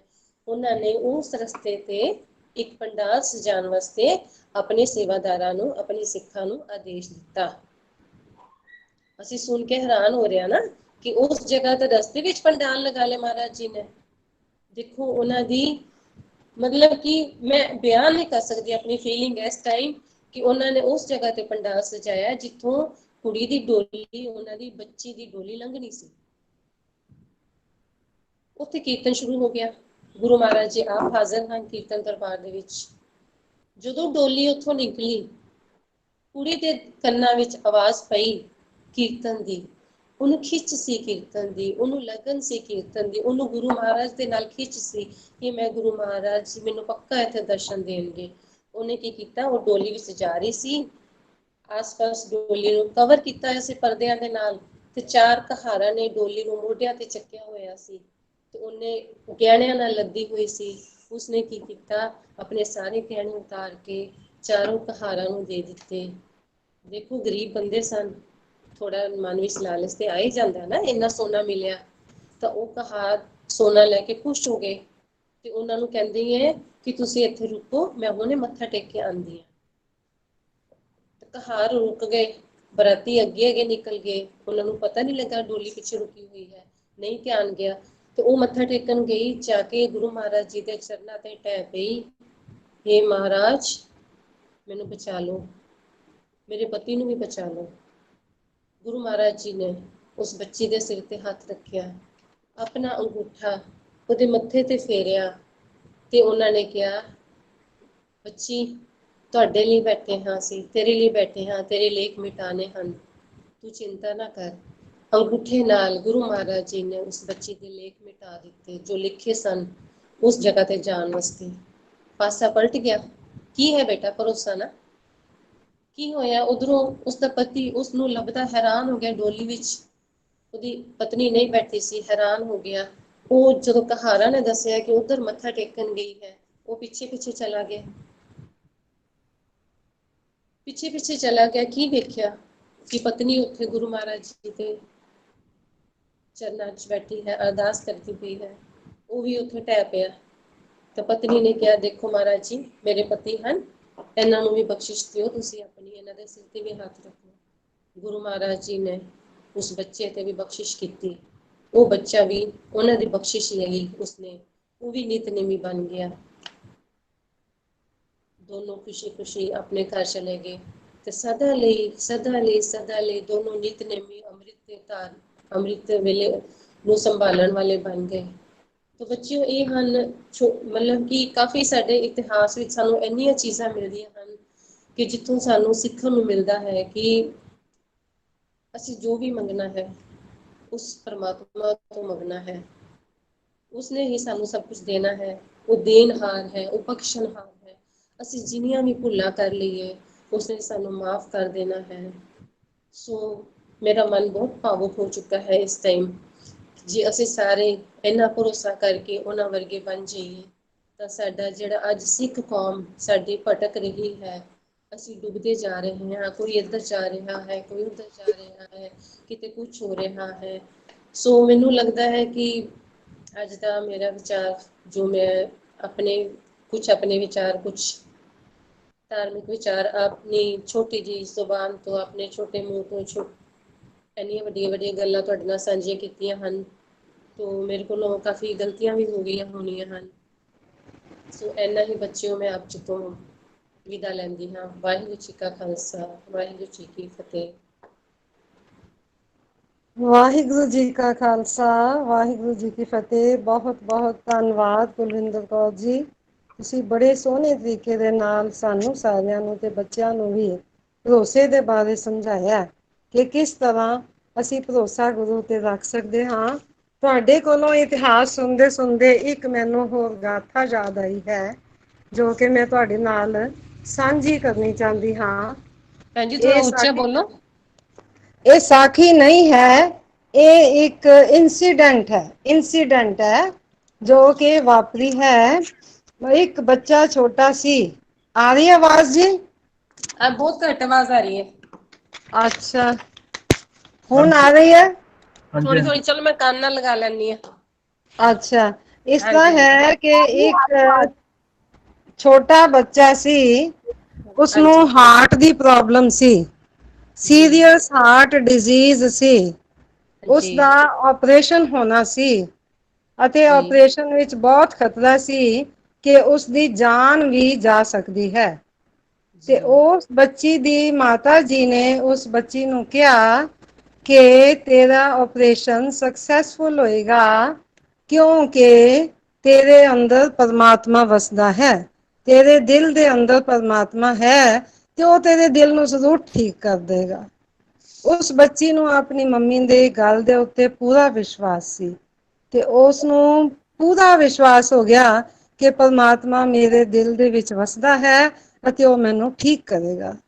ਜਿਸ ਵੇਲੇ ਉਹ ਆਪਰੇਸ਼ਨ ਵਾਸਤੇ ਆਪਰੇਸ਼ਨ ਥੀਏਟਰ ਦੇ ਵਿੱਚ ਉਸਨੂੰ ਲੈ ਕੇ ਗਏ ਤਾਂ ਉਸਨੇ ਡਾਕਟਰ ਨੂੰ ਕਿਹਾ, ਡਾਕਟਰ ਸਾਹਿਬ, ਤੁਸੀਂ ਜਦੋਂ ਮੇਰਾ ਦਿਲ ਦਾ ਆਪਰੇਸ਼ਨ ਕਰੋਗੇ ਤਾਂ ਤੁਸੀਂ ਦਿਲ ਨੂੰ ਕੱਟੋਗੇ ਤਾਂ ਉਹਦੇ ਅੰਦਰ ਪਰਮਾਤਮਾ ਜੀ ਬੈਠੇ ਹੋਣਗੇ। ਮੈਨੂੰ ਪਰਮਾਤਮਾ ਦਾ ਨਹੀਂ ਪਤਾ ਕਿ ਉਹ ਕਿਹੋ ਜਿਹਾ ਹੈ। ਮੇਰੇ ਮੰਮੀ ਨੇ ਦੱਸਿਆ ਹੈ ਕਿ ਪਰਮਾਤਮਾ ਤੇਰੇ ਦਿਲ ਦੇ ਅੰਦਰ ਬੈਠਾ ਹੈ ਤੇ ਤੇਰਾ ਆਪਰੇਸ਼ਨ ਬਿਲਕੁਲ ਠੀਕ ਠਾਕ ਹੋਏਗਾ ਤੇ ਤੂੰ ਬਿਲਕੁਲ ਠੀਕ ਹੋ ਕੇ ਆਏਂਗੀ। ਤੇ ਮੈਂ ਤੁਹਾਨੂੰ ਇੱਕ ਬੇਨਤੀ ਕਰਨੀ ਹੈ ਕਿ ਤੁਸੀਂ ਦੇਖਣਾ ਕਿ ਪਰਮਾਤਮਾ ਦੀ ਸ਼ਕਲ ਕਿਹੋ ਜਿਹੀ ਹੈ, ਉਹਦਾ ਰੂਪ ਕਿਹੋ ਜਿਹਾ ਹੈ। ਮੈਨੂੰ ਬੜੀ ਕਿਉਰਿਓਸਿਟੀ ਹੈ ਕਿ ਮੇਰੇ ਅੰਦਰ ਪਰਮਾਤਮਾ ਬੈਠਾ ਹੈ ਤੇ ਮੈਂ ਦੇਖਣਾ ਚਾਹੁੰਦੀ ਹਾਂ, ਜਾਣਾ ਚਾਹੁੰਦੀ ਹਾਂ ਕਿ ਉਹ ਕਿਹੋ ਜਿਹਾ ਹੈ। ਡਾਕਟਰ ਬੜਾ ਹੈਰਾਨ ਹੋ ਗਿਆ। ਜਦੋਂ ਉਸਨੇ ਆਪਰੇਸ਼ਨ ਕੀਤਾ, ਆਪਰੇਸ਼ਨ ਸਕਸੈਸਫੁਲ ਹੋ ਗਿਆ, ਉਸਨੂੰ ਵਾਪਿਸ ਲਿਆਂਦਾ ਗਿਆ। ਜਿਸ ਵੇਲੇ ਉਹ ਥੋੜੀ ਜਿਹੀ ਹੋਸ਼ ਵਿੱਚ ਆਈ ਤੇ ਡਾਕਟਰ ਨੂੰ ਸਾਹਮਣੇ ਦੇਖਿਆ ਤਾਂ ਉਹਨੇ ਇੱਕਦਮ ਪੁੱਛਿਆ, ਡਾਕਟਰ ਜੀ, ਤੁਸੀਂ ਦੇਖਿਆ ਸੀ ਮੇਰੇ ਦਿਲ ਦੇ ਵਿੱਚ ਪਰਮਾਤਮਾ ਜੀ ਨੂੰ, ਵਾਹਿਗੁਰੂ ਜੀ ਨੂੰ ਦੇਖਿਆ ਸੀ? ਉਹਨਾਂ ਨੇ ਕਿਹਾ, ਵਾਹ ਹਾਂ ਮੈਂ ਦੇਖਿਆ ਸੀ, ਉਹ ਬੈਠੇ ਸਨ ਉੱਥੇ ਹੀ ਸੀ। ਉਹਨਾਂ ਨੇ ਤੇਰੀ ਬੜੀ ਮਦਦ ਕੀਤੀ ਹੈ, ਤੂੰ ਠੀਕ ਠਾਕ ਹੋ ਗਈ ਹੈ। ਤੇ ਉਹ ਪੁੱਛਣ ਲੱਗੀ, ਡਾਕਟਰ ਸਾਹਿਬ ਮੈਨੂੰ ਦੱਸੋਗੇ ਉਹ ਪਰਮਾਤਮਾ ਕਿਹੋ ਜਿਹਾ ਹੈ? ਤਾਂ ਡਾਕਟਰ ਨੇ ਪਤਾ ਕੀ ਜਵਾਬ ਦਿੱਤਾ ਬੱਚਿਓ? ਡਾਕਟਰ ਨੇ ਜਵਾਬ ਦਿੱਤਾ ਕਿ ਉਹ ਪਰਮਾਤਮਾ ਬਿਲਕੁਲ ਤੇਰੇ ਵਰਗਾ ਹੈ। ਤੇਰੀ ਵਾਹ ਸ਼ਕਲ ਜਿਹੜੀ ਹੈ ਨਾ, ਉਹ ਪਰਮਾਤਮਾ ਦੇ ਨਾਲ ਬਿਲਕੁਲ ਮਿਲਦੀ ਹੈ। ਤਾਂ ਉਹ ਬੱਚੀ ਬੜੀ ਹੈਰਾਨ ਹੋ ਗਈ, ਕਹਿੰਦੀ, ਅੱਛਾ ਡਾਕਟਰ ਸਾਹਿਬ, ਮੇਰੀ ਸ਼ਕਲ ਵਾਹਿਗੁਰੂ ਜੀ ਨਾਲ ਮਿਲਦੀ ਹੈ, ਉਹ ਮੇਰੇ ਵਰਗੇ ਨੇ? ਉਹ ਕਹਿੰਦਾ, ਹਾਂ ਬਿਲਕੁਲ ਤੇਰੇ ਵਰਗੇ ਨੇ। ਅੱਛਾ, ਫਿਰ ਤਾਂ ਉਹ ਮੇਰੇ ਪਾਪਾ ਹੀ ਹੋਏ ਨਾ ਫਿਰ। ਮੇਰੇ ਪਾਪਾ ਦੀ ਸ਼ਕਲ ਮੇਰੇ ਵਰਗੀ ਹੈ, ਮੇਰੀ ਸ਼ਕਲ ਮੇਰੇ ਪਾਪਾ ਵਰਗੀ ਹੈ, ਮੰਮਾ ਵਰਗੀ ਹੈ, ਤੇ ਇਸ ਕਰਕੇ ਪਰਮਾਤਮਾ ਵੀ ਮੇਰੇ ਪਾਪਾ ਹੋਏ। ਉਹ ਕਹਿੰਦੇ, ਹਾਂ ਹਾਂ, ਉਹ ਤੇਰੇ ਪਾਪਾ ਨੇ, ਤੂੰ ਵੀ ਪਰਮਾਤਮਾ ਦਾ ਰੂਪ ਹੈ ਤੇ ਤੇਰਾ ਆਪਰੇਸ਼ਨ ਬਿਲਕੁਲ ਸਕਸੈਸਫੁਲ ਹੋ ਗਿਆ। ਤੇ ਇਸ ਤੋਂ ਸਾਨੂੰ ਇਹ ਪਤਾ ਲੱਗਦਾ ਹੈ ਕਿ ਜਿਸ ਨੂੰ ਪਰਮਾਤਮਾ ਦੇ ਉੱਤੇ ਪੂਰਾ ਭਰੋਸਾ ਹੋਵੇ, ਭਾਵੇਂ ਡਾਕਟਰ ਨੇ ਉਸਨੇ ਆਪਣੇ ਹਿਸਾਬ ਨਾਲ ਜਵਾਬ ਦਿੱਤਾ ਸੀ, ਪਰ ਇੱਕ ਗੱਲ ਬਹੁਤ ਯਕੀਨ ਨਾਲ ਕਹੀ ਜਾ ਸਕਦੀ ਹੈ ਕਿ ਜਿਸ ਨੂੰ ਵਾਹਿਗੁਰੂ ਜੀ ਉੱਤੇ ਪੂਰਾ ਭਰੋਸਾ ਹੋਵੇ, ਉਹ ਪਰਮਾਤਮਾ ਦਾ ਰੂਪ ਹੀ ਹੋ ਜਾਂਦਾ ਹੈ। ਉਹ ਵਾਹਿਗੁਰੂ ਜੀ ਦਾ ਰੂਪ ਹੀ ਹੋ ਜਾਂਦਾ ਹੈ। ਭਰੋਸੇ ਦੀ ਇਤਨੀ ਜ਼ਿਆਦਾ ਇੰਪੋਰਟੈਂਸ ਹੈ। ਇਸੇ ਲਈ ਸਿੱਖ ਜਿਹੜਾ ਉਹ ਭਰੋਸਾ ਦਾਨ ਮੰਗਦਾ ਹੈ। ਇੱਕ ਗੱਲ ਹੋਰ ਯਾਦ ਰੱਖਣ ਵਾਲੀ ਹੈ, ਕਈ ਵਾਰੀ ਅਸੀਂ ਭਰੋਸੇ ਦਾ ਮਤਲਬ ਇਹ ਲੈਂਦੇ ਹਾਂ ਕਿ ਅਸੀਂ ਅਰਦਾਸ ਕੀਤੀ ਹੈ ਤੇ ਜੋ ਅਸੀਂ ਵਾਹਿਗੁਰੂ ਜੀ ਕੋਲੋਂ ਮੰਗਿਆ ਹੈ ਉਹ ਸਾਨੂੰ ਮਿਲ ਜਾਵੇਗਾ। ਇੱਕ ਗੱਲ ਯਾਦ ਰੱਖਣੀ ਚਾਹੀਦੀ ਹੈ ਕਿ ਅਸੀਂ ਜੋ ਕਰਦੇ ਹਾਂ, ਅਰਦਾਸ ਕਰਦੇ ਹਾਂ, ਅਸੀਂ ਹੁਕਮ ਨਹੀਂ ਕਰਦੇ, ਬੇਨਤੀ ਕਰਦੇ ਹਾਂ। ਅਸੀਂ ਬੇਨਤੀ ਕਰਨੀ ਹੈ ਕਿ ਜੇ ਪਰਮਾਤਮਾ ਨੂੰ ਲੱਗਿਆ ਕਿ ਇਹ ਚੀਜ਼ ਮੇਰੇ ਭਲੇ ਦੀ ਹੈ ਤਾਂ ਉਹ ਮੇਰੀ ਮੰਗ ਪੂਰੀ ਕਰੇਗਾ। ਦੂਜੀ ਗੱਲ, ਜੇ ਅਸੀਂ ਸੱਚੇ ਰਸਤੇ ਤੇ ਚੱਲ ਰਹੇ ਹਾਂ, ਸੱਚ ਦੇ ਰਾਹ ਤੇ ਚੱਲ ਕੇ ਕੋਈ ਜੇ ਮੰਗ ਮੰਗਦੇ ਆ ਤਾਂ ਉਹ ਪਰਮਾਤਮਾ ਸਾਡੀ ਪੂਰੀ ਕਰਦਾ ਹੈ। ਜੇ ਅਸੀਂ ਝੂਠ ਦੇ ਰਾਹ ਤੇ ਚੜ ਕੇ ਕੋਈ ਨਾਜਾਇਜ਼ ਮੰਗ ਮੰਗਦੇ ਆ, ਉਹ ਸਾਡੀ ਮੰਗ ਕਦੇ ਪੂਰੀ ਨਹੀਂ ਹੁੰਦੀ। ਇਸ ਲਈ ਇਹ ਯਾਦ ਰੱਖਣ ਦੀ ਲੋੜ ਹੈ ਕਿ ਅਸੀਂ ਜਦੋਂ ਅਰਦਾਸ ਕਰਦੇ ਹਾਂ ਤਾਂ ਸਾਨੂੰ ਇਹ ਭਰੋਸਾ ਹੋਣਾ ਚਾਹੀਦਾ ਹੈ ਕਿ ਸਾਡੀਆਂ ਗੁਰਮਤ ਅਨੁਸਾਰ ਮੰਗਾਂ ਤਾਂ ਜ਼ਰੂਰ ਪੂਰੀਆਂ ਹੋ ਜਾਣਗੀਆਂ। ਜਦੋਂ ਅਸੀਂ ਅਰਦਾਸ ਕਰਦੇ ਹਾਂ, we are in the company of the God. There is no one else in between us and the God. ਜਾਂ ਗੁਰੂ ਗ੍ਰੰਥ ਸਾਹਿਬ ਜੀ, ਗੁਰੂ ਗ੍ਰੰਥ ਸਾਹਿਬ ਜੀ ਅੱਗੇ ਖੜੇ ਹੋ ਕੇ ਜਦੋਂ ਅਸੀਂ ਅਰਦਾਸ ਕਰਦੇ ਹਾਂ ਤਾਂ ਪਰਮਾਤਮਾ ਜਾਂ ਗੁਰੂ ਗ੍ਰੰਥ ਸਾਹਿਬ ਜੀ ਅਤੇ ਸਾਡੇ ਵਿਚਕਾਰ ਹੋਰ ਕੋਈ ਵੀ ਨਹੀਂ ਹੁੰਦਾ। ਅਸੀਂ ਬਿਲਕੁਲ ਪਰਮਾਤਮਾ ਦੀ ਕੰਪਨੀ ਦੇ ਵਿੱਚ ਹੁੰਦੇ ਆ। ਜਦੋਂ ਅਸੀਂ ਅਰਦਾਸ ਕਰਦੇ ਹਾਂ ਉਸ ਤੋਂ ਬਾਅਦ ਅਸੀਂ ਫਿਰ ਹੁਕਮ ਲੈਂਦੇ ਹਾਂ। ਹੁਕਮ ਕੀ ਹੈ? ਅਸੀਂ ਹੁਕਮ ਜਿਹੜਾ ਲੈਂਦੇ ਹਾਂ ਕੋਈ ਕੰਮ ਕਰਨ ਵਾਸਤੇ, ਅਸੀਂ ਕੋਈ ਵੀ ਕੰਮ ਕਰਨਾ, ਸਿੱਖ ਨੂੰ ਹੁਕਮ ਹੈ ਕਿ ਉਹਨੇ ਅਰਦਾਸ ਕਰਕੇ ਕਰਨਾ, ਤਾਂ ਹੁਕਮ ਦਾ ਮਤਲਬ ਹੈ ਕਿ ਸਾਨੂੰ ਗੁਰੂ ਜੀ ਕੋਲੋਂ ਆਸ਼ੀਰਵਾਦ ਮਿਲਦੀ ਹੈ ਉਸ ਕੰਮ ਦੀ, ਸਾਨੂੰ ਅਗਵਾਈ ਮਿਲਦੀ ਹੈ, ਸਾਨੂੰ ਗੁਰੂ ਜੀ ਦੀ ਸਲਾਹ ਮਿਲਦੀ ਹੈ ਕਿ ਸਾਡੇ ਮਨ ਦੇ ਵਿੱਚ ਜੇ ਕੋਈ ਦੁਬਿਧਾ ਹੋਵੇ ਤਾਂ ਉਸ ਹੁਕਮ ਦੇ ਰਾਹੀਂ ਉਸ ਦੁਬਿਧਾ ਨੂੰ ਵਾਹਿਗੁਰੂ ਜੀ, ਗੁਰੂ ਜੀ ਦੂਰ ਕਰ ਦਿੰਦੇ ਹਨ। ਤੇ ਜਦੋਂ ਉਹ ਦੁਬਿਧਾ ਦੂਰ ਹੋ ਜਾਂਦੀ ਹੈ ਤਾਂ ਸਾਡੇ ਮਨ ਦੇ ਵਿੱਚ ਪੂਰਾ ਭਰੋਸਾ ਵੱਧ ਜਾਂਦਾ ਹੈ ਕਿ ਗੁਰੂ ਦਾ ਹੱਥ ਮੇਰੇ ਸਿਰ ਉੱਤੇ ਹੈ ਤੇ ਗੁਰੂ ਮੇਰੇ ਅੰਗ ਸੰਗ ਹੈ। ਮੈਂ ਜਿੱਥੇ ਵੀ ਜਾਵਾਂਗਾ, ਜੋ ਵੀ ਕਰਾਂਗਾ, ਜਿਹੜਾ ਵੀ ਕੰਮ ਕਰਾਂਗਾ, ਗੁਰੂ ਮੇਰੀ ਮਦਦ ਕਰੇਗਾ। ਇਹਦੇ ਨਾਲ ਸਾਡਾ ਆਤਮ ਭਰੋਸਾ ਜਾਂ ਸੈਲਫ ਕੌਨਫੀਡੈਂਸ ਵੱਧ ਜਾਂਦਾ ਤੇ ਅਸੀਂ ਬਹੁਤ ਕੰਫਰਟੇਬਲ ਫੀਲ ਕਰਦੇ ਹਾਂ ਤੇ ਸਾਡਾ ਐਟੀਟਿਊਡ ਪੋਜ਼ਿਟਿਵ ਹੋ ਜਾਂਦਾ ਹੈ ਤੇ ਸਾਨੂੰ ਹਰ ਕੰਮ ਦੇ ਵਿੱਚ ਸਫਲਤਾ ਮਿਲਦੀ ਹੈ। ਸਾਨੂੰ ਇਸ ਗੱਲ ਦੀ ਕੋਈ ਪਰਵਾਹ ਨਹੀਂ ਰਹਿੰਦੀ ਕਿ ਦੂਜੇ ਕੀ ਕਹਿਣ, ਅਸੀਂ ਉਹ ਕੰਮ ਕਰੀ ਜਾਂਦੇ ਹਾਂ ਜੋ ਸਾਡੀ ਗੁਰੂ ਦੀ ਮਰਜ਼ੀ ਦੇ ਮੁਤਾਬਕ ਹੁੰਦਾ ਹੈ। ਅਸੀਂ ਸਿਰਫ ਗੁਰੂ ਦੀ ਖੁਸ਼ੀ ਹਾਸਲ ਕਰਨੀ ਹੈ, ਅਸੀਂ ਕੰਮ ਕਰਨਾ ਹੈ, ਰਿਜ਼ਲਟ ਗੁਰੂ ਜੀ ਨੇ ਦੇਣਾ ਹੈ। ਜੇ ਰਿਜ਼ਲਟ ਸਾਡੇ ਹਿਸਾਬ ਨਾਲ ਠੀਕ ਨਹੀਂ ਵੀ ਆਇਆ ਤਾਂ ਅਸੀਂ ਡੋਲਣਾ ਨਹੀਂ। ਆਪਾਂ ਸਿੱਖ ਇਤਿਹਾਸ ਵਿੱਚ ਦੇਖਦੇ ਹਾਂ ਕਿ 40 ਸਿੰਘ 10 ਲੱਖ ਦੀ ਫੌਜ ਦੇ ਨਾਲ ਜਦੋਂ ਜੂਝਣ ਗਏ ਸੀ ਤਾਂ ਕੀ ਉਹਨਾਂ ਨੇ ਸੋਚਿਆ ਸੀ ਕਿ ਅਸੀਂ ਕੀ ਕਰਾਂਗੇ? ਉਹਨਾਂ ਨੇ ਗੁਰੂ ਦੇ ਭਰੋਸੇ ਦੇ ਉੱਤੇ ਲੜਾਈ ਦੇ ਵਿੱਚ ਇੱਕਦਮ ਗਏ ਨੇ ਤੇ ਆਪਾਂ ਸਾਰਿਆਂ ਨੂੰ ਪਤਾ ਹੈ ਕਿ ਉਹਨਾਂ ਨੇ ਕਿਸ ਤਰ੍ਹਾਂ ਸ਼ਾਨਦਾਰ ਜਿੱਤ ਪ੍ਰਾਪਤ ਕੀਤੀ। ਸਾਰਾ ਗੜੀ ਦਾ ਸਾਕਾ ਸਾਨੂੰ ਪਤਾ ਹੈ। ਹੋਰ ਵੀ ਇਤਿਹਾਸ ਦੀਆਂ ਬੜੀਆਂ ਐਗਜ਼ਾਮਪਲਸ ਨੇ ਜਿਨ੍ਹਾਂ ਤੋਂ ਤੁਸੀਂ ਜਾਣੂ ਹੋ। ਇਸ ਕਰਕੇ ਇਹ ਮੈਂ ਦੱਸਣਾ ਚਾਹੁੰਦੀ ਹਾਂ ਕਿ ਅਸੀਂ ਰਿਜ਼ਲਟ ਨੂੰ ਪਹਿਲਾਂ ਮੂਹਰੇ ਨਹੀਂ ਰੱਖਣਾ, ਅਸੀਂ ਇਹ ਰੱਖਣਾ ਹੈ ਕਿ ਅਸੀਂ ਸੱਚ ਦੇ ਰਾਹ ਉੱਤੇ ਚੱਲ ਰਹੇ ਹਾਂ। ਜੋ ਵੀ ਨਤੀਜਾ ਹੋਏਗਾ ਉਹ ਸਾਡੇ ਭਲੇ ਲਈ ਹੋਏਗਾ। ਜੇ ਜਿੱਤ ਹੋਏਗੀ ਤਾਂ ਵੀ ਭਲੇ ਲਈ, ਜੇ ਹਾਰ ਹੋਏਗੀ ਤਾਂ ਵੀ ਭਲੇ ਲਈ। ਜੇ ਹਾਰ ਹੈ ਤਾਂ ਸਾਡੇ ਲਈ ਉਹ ਵੀ ਜਿੱਤ ਹੈ, ਕਿਉਂਕਿ ਸਾਨੂੰ ਪਤਾ ਹੈ ਕਿ ਪਰਮਾਤਮਾ ਨੇ ਸਾਡੇ ਭਲੇ ਲਈ ਇਹ ਕੀਤਾ ਹੈ। ਇਹ ਹੁੰਦਾ ਭਰੋਸਾ, ਪੂਰਾ ਭਰੋਸਾ ਗੁਰੂ ਉੱਤੇ ਰੱਖਣਾ। ਇਹ ਨਹੀਂ ਕਿ ਅੱਜ ਸਾਡੀ ਇੱਥੋਂ ਮੰਗ ਪੂਰੀ ਨਹੀਂ ਹੋਈ ਤੇ ਚਲੋ ਅਸੀਂ ਕਿਸੇ ਬਾਬੇ ਕੋਲ ਚਲੇ ਜਾਈਏ, ਚਲੋ ਅਸੀਂ ਕਿਸੇ ਕਬਰ ਤੇ ਜਾ ਕੇ ਮੱਥਾ ਟੇਕ ਲਈਏ, ਕਿਸੇ ਕੋਲੋਂ ਕੋਈ ਪੁੱਛ ਲੈ ਲਈਏ। ਸਾਨੂੰ ਭਰੋਸਾ ਇੱਕੋ ਉੱਤੇ ਰੱਖਣਾ ਹੈ, ਪਰਮਾਤਮਾ ਉੱਤੇ, ਗੁਰੂ ਅਤੇ ਸਿੱਖ ਉੱਤੇ। ਸਿੱਖ ਗੁਰੂ ਦਾ ਰੂਪ ਹੈ ਤੇ ਗੁਰੂ ਪਰਮਾਤਮਾ ਦਾ ਰੂਪ ਹੈ। ਅਸੀਂ ਸਿਰਫ ਭਰੋਸਾ ਰੱਖਣਾ ਹੈ ਪਰਮਾਤਮਾ, ਗੁਰੂ ਅਤੇ ਸਿੱਖੀ ਉੱਤੇ। ਇਹ ਚੀਜ਼ਾਂ ਹਮੇਸ਼ਾ ਰਹਿਣ ਵਾਲੀਆਂ ਹਨ। ਕੋਈ ਆਪਾਂ ਮਾਇਆ ਦਾ, ਚਤੁਰਾਈਆਂ ਦਾ, ਵਿਦਿਆ ਦਾ ਅਸੀਂ ਅਭਿਮਾਨ ਨਹੀਂ ਕਰਨਾ। ਆਪਣੇ ਰੁਤਬੇ ਉੱਤੇ ਭਰੋਸਾ ਨਹੀਂ ਰੱਖਣਾ ਕਿ ਮੈਂ ਬੜੇ ਅੱਛੇ ਅਹੁਦੇ ਤੇ ਬੈਠੀ ਹਾਂ ਤੇ ਮੇਰਾ ਕੰਮ ਹੋ ਜਾਏਗਾ। ਅਜਿਹਾ ਕੁਝ ਨਹੀਂ ਹੈ। ਭਰੋਸਾ ਪਰਮਾਤਮਾ ਉੱਤੇ ਰੱਖਣਾ ਹੈ, ਪੂਰਾ ਭਰੋਸਾ ਰੱਖਣਾ ਹੈ ਅਤੇ ਅਰਦਾਸ ਕਰਕੇ ਜਦੋਂ ਹੁਕਮ ਲੈਣਾ ਤੇ ਸਾਨੂੰ ਅਗਵਾਈ ਅਤੇ ਆਸ਼ੀਰਵਾਦ ਜਦੋਂ ਮਿਲਦੀ ਹੈ ਤੇ ਸਾਡਾ ਭਰੋਸਾ ਦੁੱਗਣਾ ਹੋ ਜਾਂਦਾ ਹੈ। ਮੈਂ ਇੰਨਾ ਹੀ ਦੱਸਣਾ ਚਾਹੁੰਦੀ ਹਾਂ ਭਰੋਸਾ ਦਾਨ ਦੇ ਬਾਰੇ, ਤੇ ਜੇ ਮੇਰੇ ਕੋਲੋਂ ਕੋਈ ਭੁੱਲ ਹੋ ਗਈ ਹੋਵੇ ਤਾਂ ਮੈਂ ਮਾਫੀ ਮੰਗਦੀ ਹਾਂ। ਵਾਹਿਗੁਰੂ ਜੀ ਕਾ ਖਾਲਸਾ, ਵਾਹਿਗੁਰੂ ਜੀ ਕੀ ਫਤਿਹ।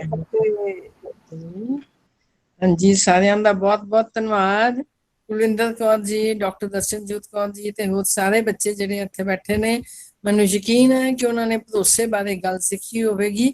ਇਹ ਜਿਹੜੀ ਹੁਣ ਗੱਲ ਚੱਲ ਰਹੀ ਸੀ ਤਾਂ ਮੇਰੇ ਦਿਮਾਗ ਵਿੱਚ ਗੁਰਬਾਣੀ ਦੀ ਤੁਕ ਆ ਰਹੀ ਸੀ ਕਿ ਤੇਰੇ ਭਰੋਸੇ ਪਿਆਰੇ ਮੈਂ ਲਾਡ ਲਡਾਇਆ।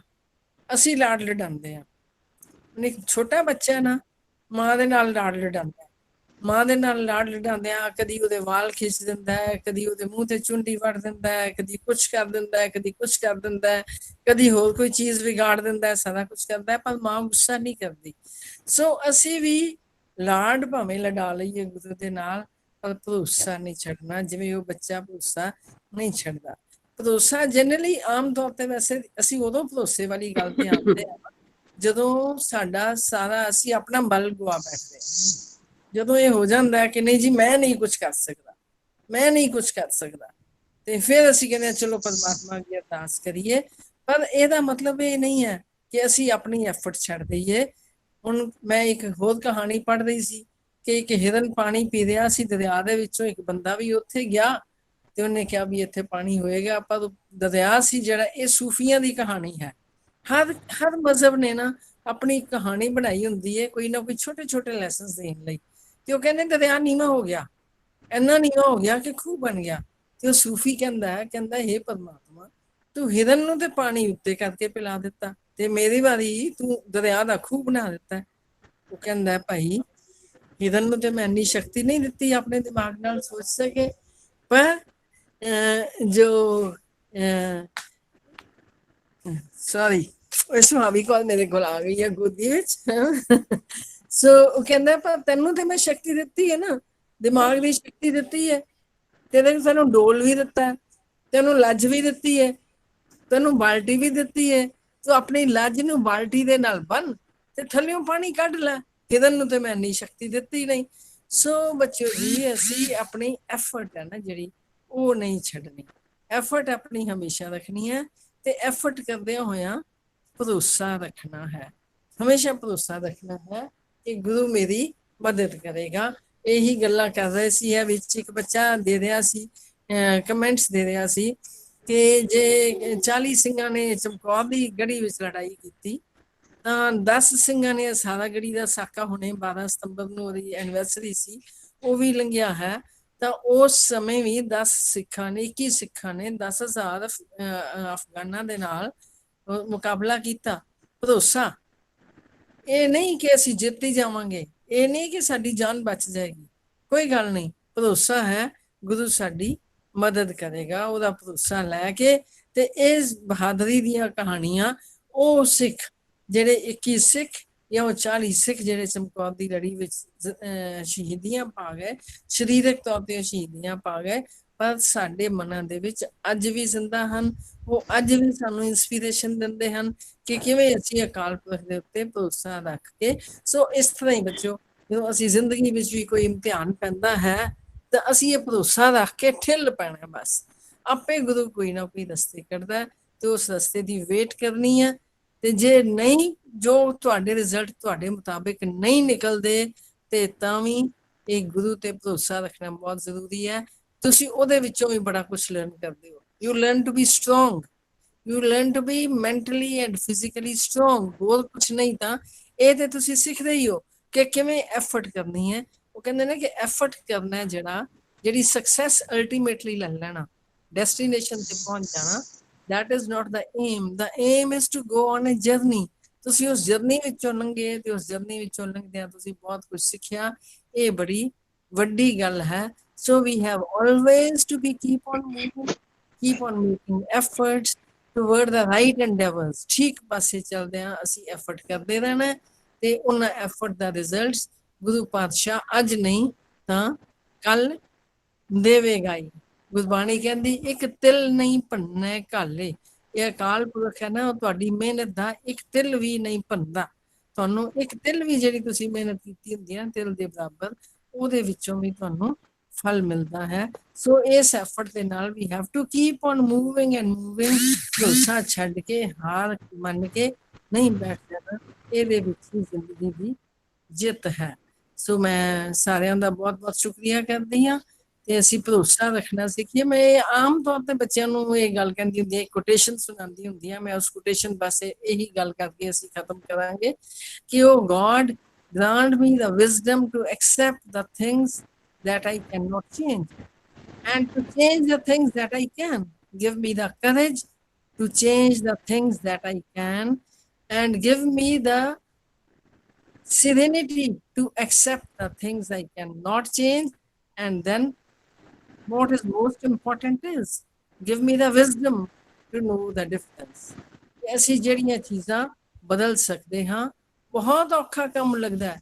ਉਹਨੇ ਗੁਰੂ ਗੋਬਿੰਦ ਸਿੰਘ ਦੇ ਕੋਲ ਨਾ ਕੋਈ ਫੌਜ, ਦੇਖੋ ਅੰਦਾਜ਼ਾ ਲਗਾਓ, ਨਾ ਪਿਤਾ ਸ਼ਹੀਦ ਹੋ ਗਏ ਹੈ ਜੀ, ਭਰਾ ਭੈਣ ਭਰਾ ਹੈ ਕੋਈ ਨਹੀਂ, ਜਿਹੜੇ ਕਜ਼ਨਸ ਨੇ ਉਹ ਦੁਸ਼ਮਣ ਬਣੇ ਹੋਏ ਨੇ, ਗੁਆਂਢੀ ਪਹਾੜੀ ਰਾਜੇ ਦੁਸ਼ਮਣ ਬਣੇ ਹੋਏ ਨੇ, ਮੁਗਲ ਸਰਕਾਰ ਹੈ ਜਿਹੜੀ ਉਹ ਦੁਸ਼ਮਣ ਬਣੀ ਹੋਈ ਹੈ।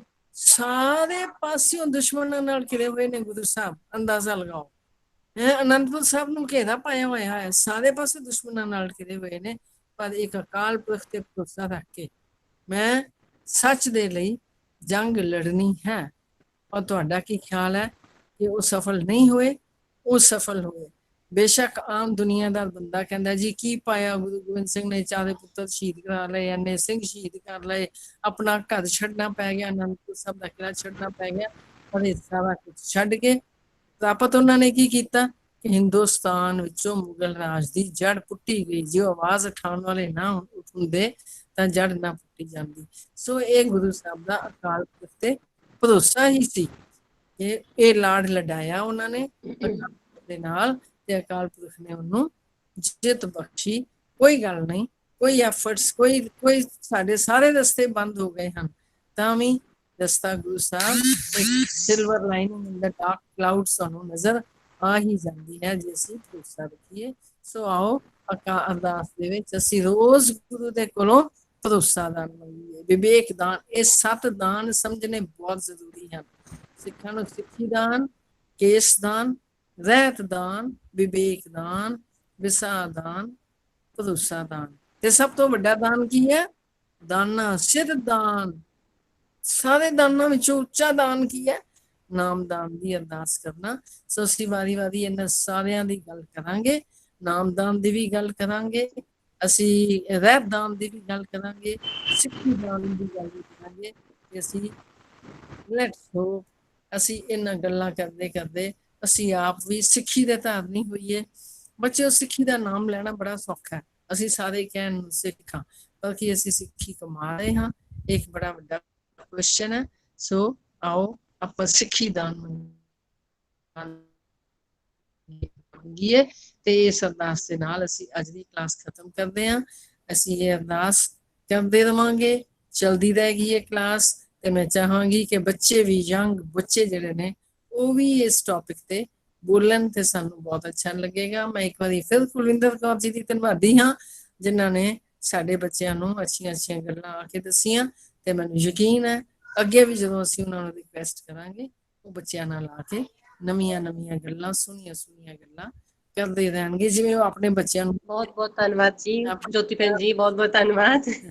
ਸੋ we will keep on meeting. ਹਾਂਜੀ, ਵਾਹਿਗੁਰੂ ਜੀ ਕਾ ਖਾਲਸਾ, ਵਾਹਿਗੁਰੂ ਜੀ ਕੀ ਫਤਿਹ। ਵਾਹਿਗੁਰੂ ਜੀ ਕਾ ਖਾਲਸਾ, ਵਾਹਿਗੁਰੂ ਜੀ ਕੀ ਫਤਿਹ। ਫਤਿਹ।